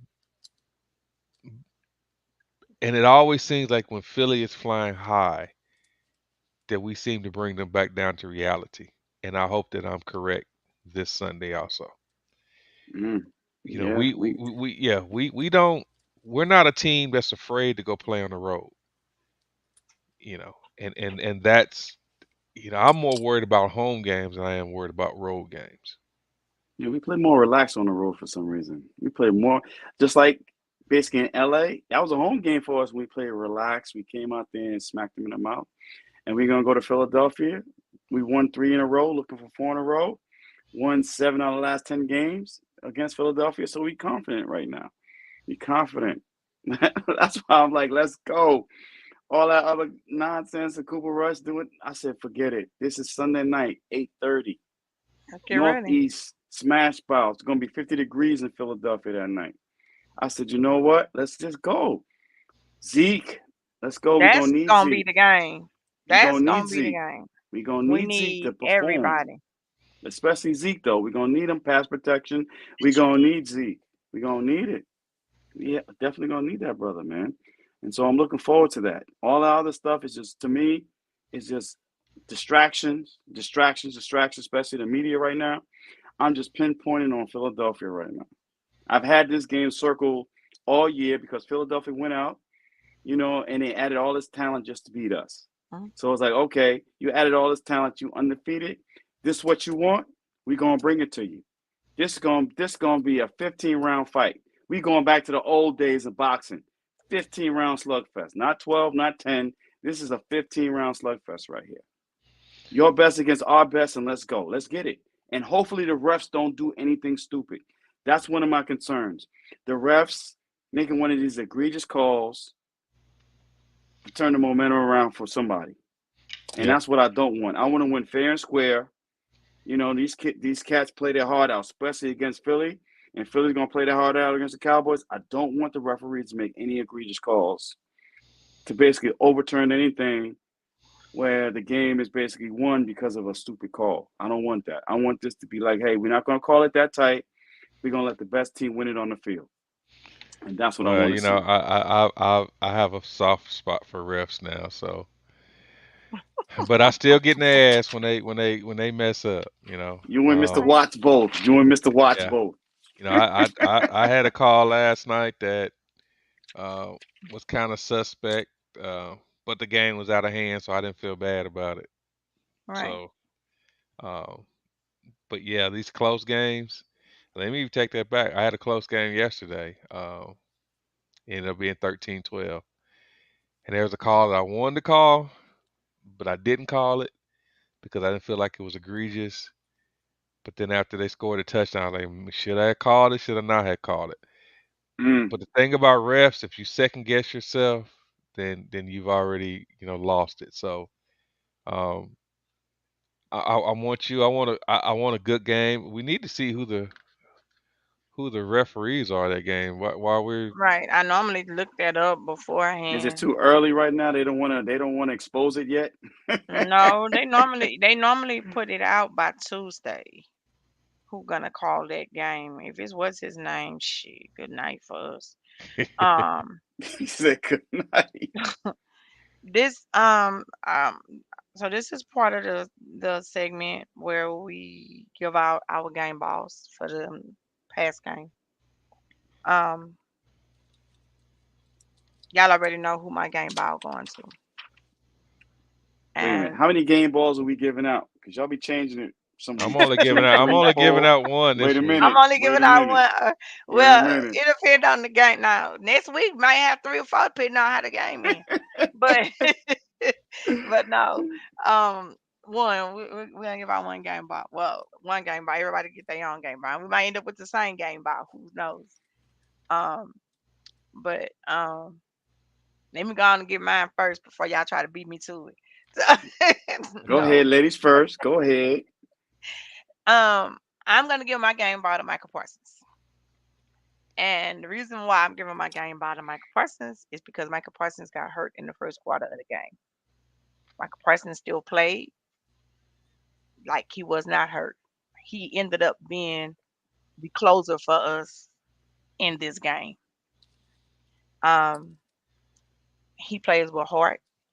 He shows up every Sunday, no matter what's going on, no matter how he feel, even through a game.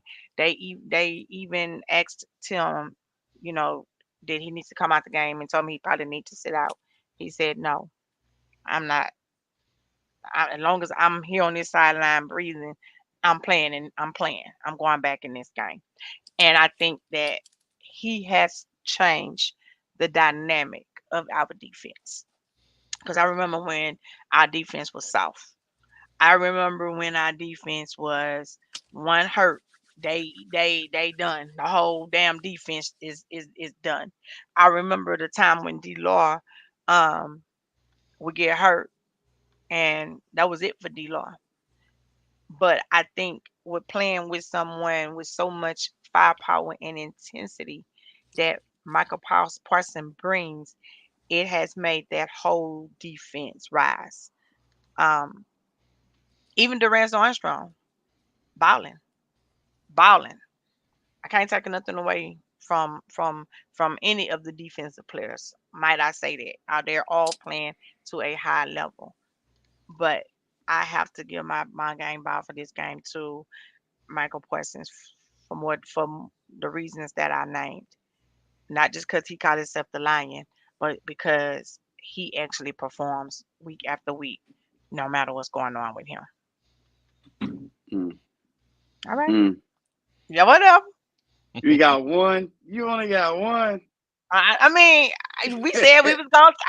We said I tried to slide another one in when I said Durant Armstrong, but I said I'm gonna keep All one. right. She got 1A and 1B. How about that? All right, go ahead. Listen, my game ball goes out to Dan Quinn, and I'm gonna tell you why. After basically, Diggs gave up those 2 big plays, he switched the defense. He switched his defense around, said, no, we're not gonna play that. Yeah. You're not gonna follow Cooper anymore. We're gonna go back to our base defense. Mhm. And that's what he did. And Mhm. after that, they couldn't score, they couldn't do anything. So that first game ball goes out to Dan Quinn because he made some adjustments. And those same adjustments we've been asking for Right. basically Kellen Moore to do. But Dan Right. Quinn, he did it. So I He was did like, it. Dan Quinn. The second one goes out to special teams. Our Okay. special teams has been balling as well. And my Right. man, boss man Fat, yo, he may not be making a name as a cornerback, But but he is he on is special teams. basically been the standout on special teams, which is very important. Brett Maher, yo, we was all like, oh my God, we need a kicker. Right. Brett Maher has been actually making all the kicks. You Right. know what I'm saying? When we ask him to. So special teams and Dan Quinn, those actually on my 1A and 1B for the game balls. Got to give it to got to give Bones his due just with that special teams Yeah. because we was ready to run him out of town too Yeah, we were. last with special Yeah, teams, we and were. he actually picked great guys for the special teams, and he has really worked with them to another level. So yes, I do agree with you on your Yeah. three. Now just play. So All right. here's my game ball. I'm giving my game ball to the D line. So we Okay. had to cut that up into eight pieces because from the very first offensive play that the Rams had, the D line got after them and they set the tone of the game. Yep. Strip sack, fumble, recovery, touchdown on the first offensive play of the game. Mhm. Then you turn around and get a block punt, you know, and then you got 5 sacks. I forgot how many quarterback hits, but he was pressured like 26, 27 times. Mhm. Um, and I just I could not appreciate. I could not give any appreciation to the focus and the play of that defensive line. Anytime you can rush four and get to the quarterback the way that our team is getting to the quarterback, then you have to give that D line credit. And this is going back to the great teams of Tampa Bay's front four, the Giants front four. Um, Doomsday. Don't forget about Doomsday, yeah, baby. Doomsday front four. That's right. So that D line to me, everybody on that D line gets it, and you got to go with you got to give an extra nod to Parsons because of his him being hurt and him still out there playing. Gregory, he is the unspoken captain of that defense. I think when they gave up that score, they said that he was on the sideline. He pulled Who? them guys. Gregory, What Gregory? I'm sorry, Who? I Lawrence. was about to say, I was like damn. Gregory. I was I about was to Lawrence. say, like, I don't wait, know damn. if Gregory. Gregory. I was like, Lawrence. what? Demarcus Lawrence. I That's don't know why where Gregory comes in. I was like, Lawrence. Gregory. Don't Uh, worry. uh, He had a brain fart. had That's a all brain good, fart. baby. Lawrence. When I Lawrence, was gonna say, the he came Gregory we over. know, he Yeah, getting high. he getting high. Oh, he definitely getting high now because he's Yo, on injury y'all reserve. crazy. You're But crazy for that. Demarcus Lawrence, when they gave up that touchdown, and I heard that he had pulled the defense to the side, and was, you know, that to me is what a leader is. Yeah, Dak Mhm. is Dak is a true leader of the team, but Demarcus Lawrence, he's that. I don't want to call him the hood leader, but he commands respect. He He do. So does. He do. Hey, so we got to that's give it up to T Diggs too, though. T Diggs said, "Yo, those 10 points was on him." He said, Mhm. "My bad. Those 10 points are on him." So we got to give it up to him too, because he played bad in the first half. But he Then he came turned back around and in the second played half. like So yep. that's But what I'm saying, man. it seemed like since D Law cutting them dreads out, he been playing real good. Oh shit. Uh-oh. You know. Uh-oh. well, His and wife may going have back something to to say even about that. even back going to Diggs, you gotta realize that's Cooper Rush. Cooper Rush is catching double digit balls every game, and he's gonna get Yeah. his regardless. So Cooper Cup is no joke. yeah, I respect Diggs for you know you know I don't want to use the word admitting, but for taking credit for giving up the Responsibility. responsibility for those 10 points. But that's Cooper Rush. You know so it's the NFL. It's their And job then to they kind of score. have Diggs out of. They kind of had Diggs out of position. Yeah, he's playing the slot, which He's playing, he and never he's never plays. played. You know, they had him out of position, Coaching. So like And you not said, only it that, goes back to Dan Quinn realizing that and putting him back where he know he excels at. And that's all I've ever wanted Kellen Moore to do as an offensive coordinator and the head coach to do with the offensive side of the ball. If you know where your player excels at, that's what you do. That's where you keep them at. You know, that's how you know your team. That's how you prepare your team and prepare for your team because you know where your team excels at. Even if you go out trying something new, you make the proper adjustments because you know where your team excels at. And we all know, let's just go back to Dak. We know Dak excels with the rollout. We know Dak excels. We know that's where he excels at. We know he excels running, throwing while he's on the run. Quit trying to make him a pocket passer. He's not a pocket passer. But that has to actually speak up as well and say, listen, these are the plays that I want to run. And I Right, feel actually more comfortable running these sets of plays on these right, particular downs. And that's another thing we just ask that to be more vocal and tell Kellen Moore, these are the plays that I want to run. Because right. I saw basically Drew Brees do that with Peyton in New Orleans and it worked well. And I see all the other quarterbacks doing the same thing. So the only thing I ask for that when he does come back, just say, Kellen, this is the plays that I want to run. These are what I like in this particular situation. And let's build on that. That's the only thing I ask for that. Other than that, bring on Philly, baby. Bring them yeah. Sheagles on. Let's go. So do you think that the way the defense is playing is helping Mike be able to make better decisions, especially when it comes on the offensive side? Hmm. Because there's a couple plays in these last couple games where we've had fourth and short where he's in the past he would have went for it, Mm-hmm. but this time Hmm. he either punted or kicked the field goal. Because he's trusting his Exactly. defense. He's trusting his He Yep. he defense. he's trusting his defense, and he's saying that I have a defense now that I know can get out here and make a play and get us the ball back. He's trusting his defense. And also, he trusts Dan Quinn. Dan Quinn and him probably been talking behind the scenes and said, listen, 4th and inches, and if you think about going for it, don't. Just kick the field goal or punt it because my defense is going to be there. Not like Mike Nolan's defense where he had to be like going forward on his own 11-yard line in Thanksgiving and doing dumb crap like that. He doesn't have to do that anymore. And I know Dan Quinn probably told him, said, listen, man, I got you. We in this together. We are in this together. This is a team. This is not just an individual thing going on. This is a team. So listen, my defense, we got you. Offense works with the defense. Defense works with the offense. So it's a beautiful thing right now. It's a beautiful thing. We just have to keep the cohesiveness going, the lines of communications open, and make timely adjustments at the right time so we can, win these games, man. All right. Well, we're getting close to old man time. Hold on, though. I know.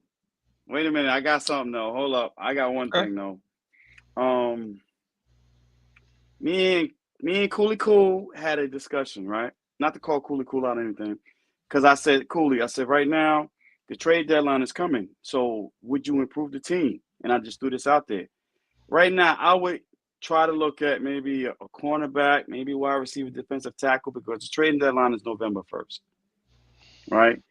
Yeah. And Cooley said, well, that may take some of our young wide receivers off the field. But I said, maybe, right, Mike McCarthy doesn't have the time to wait to develop these particular wide receivers. So we need to do something. We need to do something right now because I don't want these actually defensive coordinators start to do the bracket coverage like they did with Tampa Bay the first game with better defenses because we need to stretch the field a little bit more. And Mike McCarthy's probably like, listen, man, we may be doing well now, but if I don't get to the NFC Championship game, I might not have a job next year. That's another thing, too. So that's why if I was a Cowboys, I would look to actually add more talent to this team so that when the playoffs come, when that stretch runs come before the playoffs, we have the talent to beat anybody. Because I thought last year's team, it was a Super Bowl team, right? We just maybe didn't have the mentality. But this year we have the mentality, but we may be missing a couple pieces. So what do you guys think? We can open up the phone lines, open up to everybody. Should we add more talent or should we stay the course right now and play what we got? Stoney said adding a fullback. But we have tight ends, though. That's the thing. That's why we don't use a lot of fullbacks because we have multiple tight ends. And Kelly had asked a question earlier, and I remember she said, "What do you guys think about us adding that new tight end?" And I thought that tight end was a great pickup for the practice squad because Schultz is hurt, and so is Ferguson. Mr. State Farm is hurt too. So I think we still need to add more talent to our team. This is not a finished product yet. I don't think we're a finished product yet. I think the better teams in the NFL, they're always looking to add talent. Buffalo is looking to add more talent. You know what I'm saying? Even the Giants are looking for talent. So I think we need to actually address the wide receiver position, deep tackle, because I'm still afraid of our run defense and maybe O-line and cornerback position. That's just my thoughts. I don't know. Um, if Jerry's gonna make a move at the trade deadline, it's definitely gonna be a splash move. He's not gonna, just pick up. He's gonna make a move to where it's gonna be headline. It's gonna be, like Cooper, the Cooper Mm, move a few years wow. ago. You know, so I would love to pick up a D tackle. Um, and this is not a bad name at all right here. Sue, sign up. Yeah, Yeah, yeah. I've been That's saying that too. yeah, that's definitely not a bad. That would not be a bad signing. And we gotta realize too that there are a lot of veterans that didn't get signed. Yeah, This past off season that are sitting at home and they're watching. You know, okay, well, they're waiting on an injury or they're waiting on that mid-season call up. So um, I don't. I'm not opposed to improving the team, to improving the roster, but what expense? At what mm, expense are we going to do that with? That's my thing. it I think we have depends. I think we have a lot of young, talented wide receivers, but I still think that we need a veteran wide receiver to settle these guys down because um, Lamb and Gallup can't be missing wide. They can't be dropping wide open, you know, balls that are No, no. ultimately touchdown passes. And we've seen that over the last couple of weeks. Gallup made a hell of a catch on that sideline. Yeah, he did. That was probably one of the most impressive catches I've seen in a while as far as controlling your body.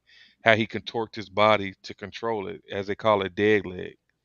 Um, yeah, this is not a bad name either. T.Y. Hilton. That's he's not a he's a serviceable wide receiver too. But like I said, at what cost?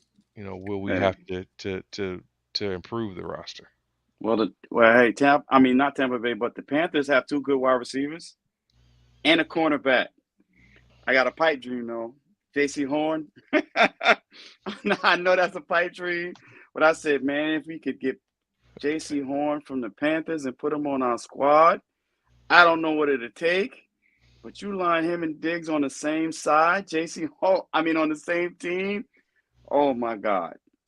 I'm just saying, or DJ Moore for that matter. I just was just thinking outside the box with the J.C. Horn thing. But we can also sign Odell. Y'all know how I love Odell. Come on, Nikki. Make it happen. Make a call. Talk to his mama. Talk to his daddy. He's Say, going to yo, the Odell. Rams. They've already said that Odell's locker is still in L.A.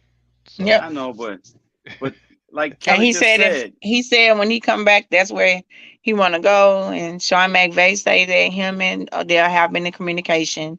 So, actually they need him. They need him.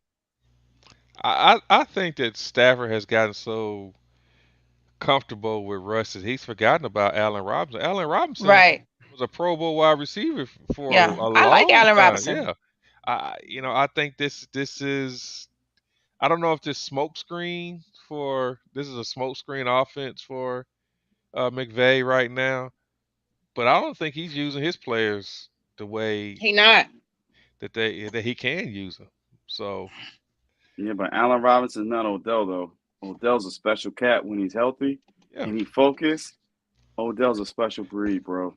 and I and, don't and know. I think Odell will only play in either New York or LA because of the markets. He has to have that market. Dallas is a big market too. You got the playmaker Michael Irvin showing out on ESPN. That'd be great. DJ Metcalf would be great too, but But he's I already don't know. signed. Yeah, he's already signed But with. DJ Moore would be great too. And Anderson from the Panthers, because the Panthers right now, they're gonna tank. Yeah, they're in And shambles. the Panthers only have 4 draft choices next year, so they need to recoup some of those draft choices for trading for all those quarterbacks. So maybe we can poach one of the wide receivers away from the Panthers. I don't know, because we need to go vertical a couple. We need to have vertical threats. I mean, Gallup is fine, but I mean that cat that runs a 40 in like 4.4, 4.37. We need that burner down on it. We need that because Simmy's not getting a burn. Mike McCarthy's like, hey, listen, my clock may be ticking. We need to put somebody else on this field who can vertically stretch the field. Somebody who basically won't bracket the coverage. And when you have somebody who can run that 9 route, opens up the running game even more. That's another thing too. When you have that vertical route. So I don't know, man. I was just thinking outside the box. If we were to make a trade to improve or sign somebody, would we and should we? Shout out to you, Cooley. Thank you for, I appreciate the candidness and thank you for the conversation, my brother. Appreciate you. All right. So with that Well, being said, Oh, shit.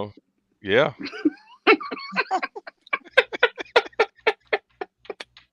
well, I mean, I'm just gonna be honest. I had a game on. I had games yesterday. I had 3 games yesterday. Mm. Tonight's my off night. I have 3 games tomorrow. 3 girls flag football games tomorrow. I have a JV playoff game on Thursday. I have a varsity game on Friday. I have 5 kids game on Saturday, and I have 5 kids flag football games on Sunday. So How do you do it, my brother? How do you do it? Oh, my God. it's On the all same good, field, brother. I You don't hope. have to explain to us for being old. I mean, we get it. Oh, oh, wow. Wow. oh, Damn. I'm just playing. I know you are, but I I'm tell just anybody. picking. I know, but I tell anybody. I guarantee you. Uh, I do on like Hey, Boogie, you Saturday quit and trying Sunday. to instigate. Yeah, Saturday and I didn't Sunday. instigate. I Saturday and didn't. Sunday, I'll do 10 to 13 miles of walking and running. So is it on the same complex, at least the same fields or whatever, or you have to Yeah. drive? No, they'll all be on the same field. All right, They'll good be then. Okay, yeah, cool. Saturday and Just like a Sunday. basketball referee, the AAU game, same thing. Yeah. Okay, I know it's a lot of They'll games be though, but they'll be there, and the weather's gonna be a little bit cooler, so I won't feel so. But it's football has I don't know if Nikki will probably remember me a few years ago. I was 200, almost 230 pounds. Right. I'm down into the 180s now. So congratulations, my brother. doctor said I have a strong heart, and I may have lost a little bit when I had my little episode in my mind. So, but I have a strong heart. So You ain't lost So nothing. you good? yeah, I did. Nothing at all. If I'm bringing up I'm bringing up Gregory's name, and I meant to say Lawrence. Yeah, something. I done lost something somewhere. It's all It's good. all You had a good. long I mean, day. he played. He was one of our problem kids. So you know how you have a kid, one child, and one child is always a problem child. He was our Yeah. problem kid. So He hey, yeah Wow. he's enjoying himself now though. He's yeah, on it He is injury hurt. what it reserve. is. He's on injury reserve, and he's got that prescription for that medical marijuana. Oh yeah, I bet you he's just sitting around chilling right now. just chilling, just Yeah, chilling. chilling, watching Russell make some bad decisions and his head coach too when he could have been in Dallas, but I Yeah. digress. Talked all that trash. Yep. But it's So all good, yeah, you know. scores And for the it game. normally plans. It normally happens like that, you know, when you find them when they be ungrateful, you know. It normally happens to them that way when they ungrateful players. You know, I always say that's why Ware always prospers. Because you know when he left and went to Denver, you know, he left with pride, he left with grace. You know, even um Dez, even though how things happen with Dez still ride for them boys. You know, it is Bet what it 10 is. He grand didn't a have a week. problem with the team. He had a problem with the coaches, you know. So Ooh. it's all good, you know. Even when people tried to make say they Dak and they got rid of Dez because of Dak, when that wasn't even true. That wasn't even the case. You know, they got rid of Cooper because of Dak. No, that's not true. They all friends. They Exactly. all still be together. They all still hang together. You know. So, Media but it's driven. all Again, good, that's media driven. Everything is media driven, which is bull crap anyway. right? But You know. yeah. So, All right, so what's your prediction for the game on Sunday? Ooh. I don't. Ugh. Mm. Mm. I Damn. say it'd be a close game. I Very think it'd close. be. I'm gonna stick with what been doing because it seems to be working. When I say we gonna win by a field goal, we seem to win by more. So I'm not gonna go outrageous because I think it's gonna be a good game, and I think as long as Cooper Rush continue to manage the game and our defense continue to play at a high level and keep everything in front of them, don't let Jalen score. Don't let AJ Brown just think he can show out up there on the field. I think it's gonna be a good game. I think we win by a field goal. I don't know, but I just say a field goal. Mm. Yeah. 27-24. Maher with the field goal with all the zeros across the board, and we go on the party after that. That's what I'm talking about. I'm gonna say 23-17. I think it's gonna be a field goal game with a couple touchdowns here and there. I think we're gonna give up 2 touchdowns for the first time this year, Mm-hmm. and I think that because Philly has been known to give up leads, so I think they're Mm-hmm. gonna go up it. I think they're gonna go up at halftime. Dan Quinn is gonna make a few adjustments, and then we're gonna shut them down in the second half. So that's gonna be my prediction. I Hey, hope would we you get a pick. defer? I hope we get a pick or two. Would you defer or take the ball? I would If definitely you, Michael. defer. I would definitely Ooh. defer. On the road in a Yes, hostile Definitely crowd, defer. you gonna defer? You I gonna would defer? definitely I defer I because have that I much. want to Yeah, see what they defense. I want to see what they coming out with. I would Yeah. definitely defer.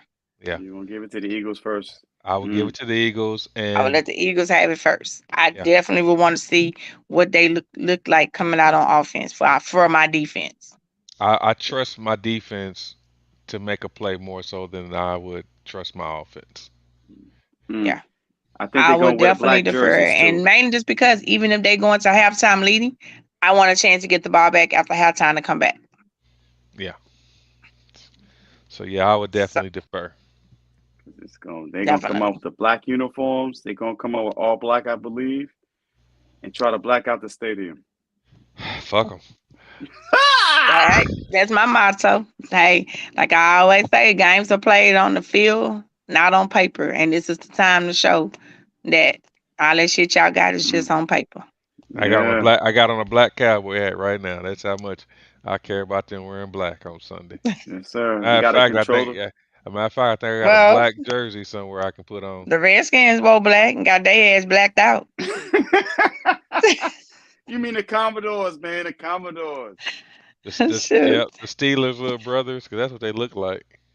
So, Lovely brothers. but anyway, we appreciate each and every one of you that joined in tonight, took the time out your schedule to join us. I'm glad y'all were able to join us on Tuesday night, being we switched from Wednesday to Tuesday, back to Tuesdays. I appreciate it. Appreciate you, Sean, checking in on me today. K Boogie, I don't think you didn't really know too much of what was going on, so that's the only reason why you didn't. Um, but everyone that did, I appreciate it. Today was a rough day for me. But I appreciate it. I appreciate the prayers. I appreciate everyone checking in on me. I really do. And that's what we are for. That's what we are. We family. No matter what we agree on, what we disagree on, we all still love one team, and that's the Dallas Cowboys, and that's what unites us. It's the star. So I appreciate it. I appreciate each and every one of you. You know, Yes, and indeed. along that line, I'm going to say, please check on the strongest people that you know, because we're not well all the time. You know, um, so I want to leave on a positive note. Um, to all my cowboy brothers and sisters out there, um, you know, I see a lot of things on Facebook. You know, I hear a lot of things, and a lot of people call and talk to me about certain situations. I want to thank, you know, the ones who, there was somebody who called me today to check on me because they hadn't seen or heard from me today. All right. So I want to give a shout out to them. But first and foremost, Cowboy fans, it's not about what club you in and uh, who Mm. you party with and this and that and the other, who you know who you. It's not about all that. It's about this star. All You right. know, and the thing that I hate is I hate the other fan bases see that us as Cowboy fans can't get along, whether it be about our, Division. yeah, whether it be about our quarterback, whether it be about what club you in, and or who don't like who. That to me is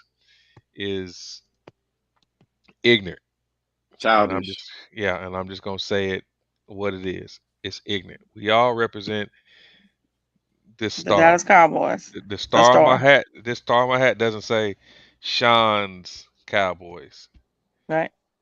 That shirt says Dallas Cowboys. This star on my shirt, it don't have Exactly. nobody's name on it. It just got a Right. star. You got a star on yours. It has nobody's name on it. So Right. rep the star as Tyke Jackson says here. Right. Rep And the, like I yeah, always say, Jerry Jones not paying not none of us. Everything we do to Exactly. support this team, we do it on our own. We do it out of our own pocket, our own hard earned work money. Jerry don't even know half of us. He don't even know most of us are fans. You know, he know he have a big fan base, but he don't know most of us are fans. He know you. He know you. So, well, I mean, I'm not speaking about me. I'm speaking about, speaking you know, about me and you, K Boogie. Yeah, you That's know what what I'm she said. saying? She talking about He you and know I. Jerry know you though. no, Like, I'm come on just here, playing. He Nikki. don't Give know me me a hug. neither, shit. He be like, But come over, Nikki. Give me a kiss right here. Come on, we're girl. not Right. He everything gonna we do out our own hard earned money. We go to work for it. However we get it to do it, we do it.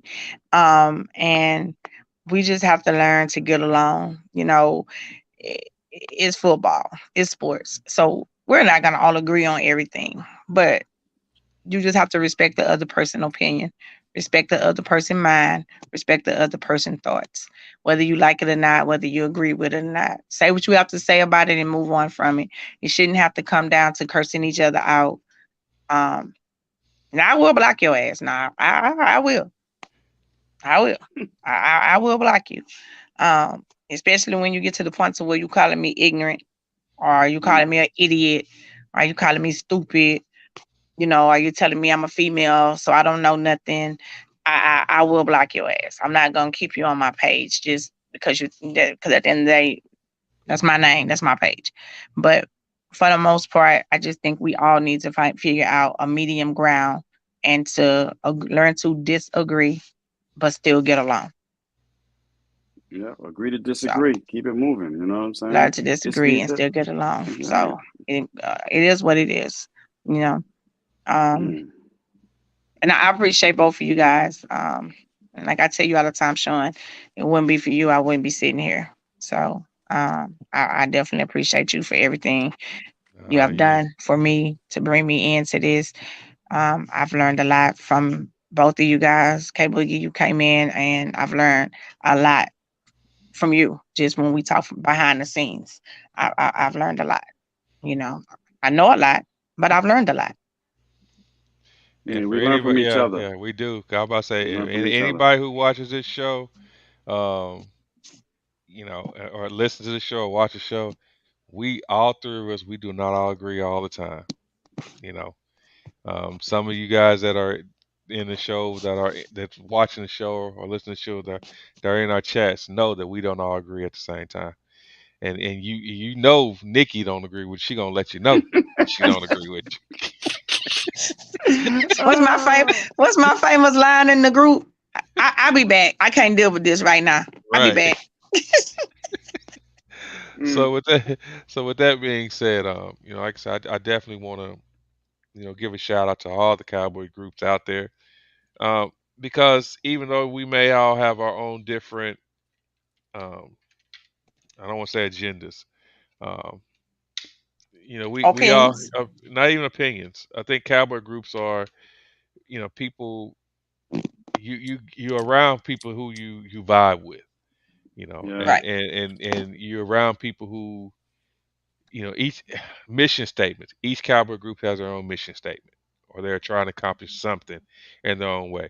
Whether there's some groups I see that really help the community. They're out in the community, and they're repping the Cowboys and community really really hard. There's uh, the young lady out of Carolina, Tina in Carolina. Um, her group is very tight knitted. They go 60 strong. They all They dressed do. alike. They They all do. dressed alike. They travel Very hard together. organized. Very organized. Yes, so I see groups like that, and um, some of my people went out to L.A. this weekend, and they said that Star Status had a hell of a setup at their tailgate. You know, um, and there's other groups who we have a group here that they're in the community strong. You know, um, so I want to give a shout out Yeah. to all the Even groups. Yeah, even Joe Dreyfus yeah, group up in Carolina, very organized, well structured, well put together. It's a lot of groups, y'all groups, in Atlanta, well put together. Kelly group, well put together. I just think if we can all come together as one, we are so much more powerful as one than we are apart. well, I'm hoping to you know do something next year to bring a lot of Cowboy fans together. Um, and it's not a situation of where we want to see who's the biggest, the baddest, and all this kind of stuff. We just want Cowboy fans to get together and Right. enjoy the games, and and continue to. We're the most watched fan base in the world. We're the most hated fan base in the world, Hmm. and let's don't give anybody any ammunition to use that against us. Exactly. We already got to argue with 31 other teams. And the media The last thing I want to do is is argue with arguing with my fans, with my another fan Cowboy base. fan. Exactly. Exactly. Exactly. Except that Dak hates group. I'm gonna go in there and give them hell every single day. It's sad that, That's like you said, crazy. there's 3,500 members in that group, and you only probably Wow. got maybe 40 or 50 active members in there. Everybody else in there just to see what the hell somebody's saying. Well, they kicked me out, so Well, they ain't kicked Really? me out. I'm still in there. I just yeah, posted they kicked something me last out. week. I got a message from the admin. So why did they kick you out? He personally sent me a message. I was like, oh, okay, That they thank you. kicked you out. Yeah. I want to know why. Me too. Like, Oh, come on already. It's Who'd you crazy. cuss out? right. Because I got called racist just because I said that. Um, I don't even know why I got called racist, but I had a guy who stalked me in that group. He sent me a friend request. He sent me a inbox. He probably tagged me like maybe 10 times on Sunday. Mm. Called me a drug dealer. My family's a drug dealer, and we need to go sell some Wow. Ignorance. Just drugs. pure And ignorance. it's Mm. now over me saying that over me asking him a question. I said, "What did Cooper Rush do so spectacular on Sunday that he won the game for us?"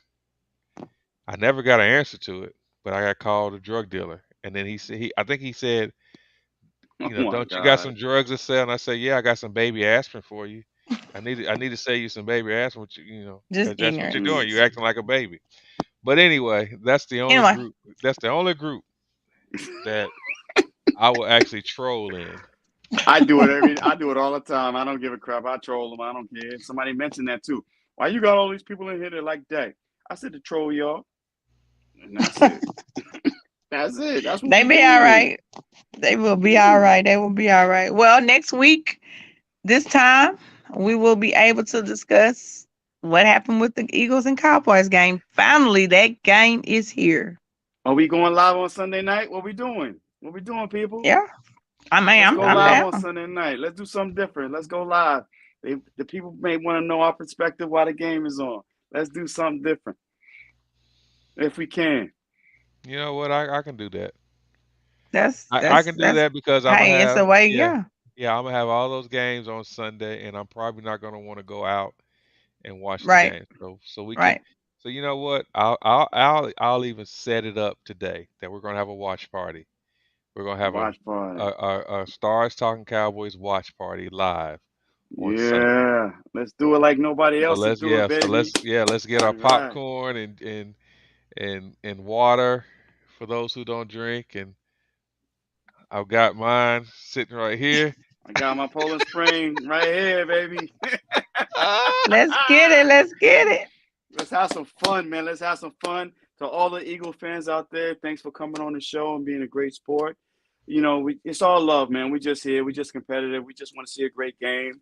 You know, everybody, the world is watching Sunday night. The world is Look, watching, so it's gonna be all good. look, I'm with you, Cooley. I'll be trying to watch the game and I'll be trying to go in the chat. I'll I come know, there, right? it'd be like 105 comments. I'll make one and then I'll leave. Sometimes I gotta Look, turn the chat down. I can't even watch. I can't do it. I can't do it. So it's like, listen, let's do something different for the people, for the fans out there. You know, bring a different perspective. You know what I'm saying? And let's go Cowboys. Let's go Cooper Rush. Let's go Michael Parsons. Let's go, y'all. There you go. all Are right, you let's get bringing it, Wait, it? y'all. wait a minute now. Ooh, let's Lemon see pepper here. wings, baby. You got the lemon pepper. Hey, You got the lemon I'm pepper. talking about that second part of that statement. She say wings and tits. Not. Hey, I said you bring the lemon pepper, baby. Y'all crazy. And I just want the pepper. And I just want the drinks. Hey, can we have some champagne, please? I'm good with that. Let's go. Let's go. Oh, shit. All right, well, All we will right. definitely see you guys Sunday, and Sunday. I'll put out the invite today, and we'll Yeah. just share it. Yeah, that's right. All Let's have right. some fun, baby. All All right, right, y'all. Have a talk to good you God night, later. bless. everybody. All right. Bye. God bless everybody. Bye-bye. Bye.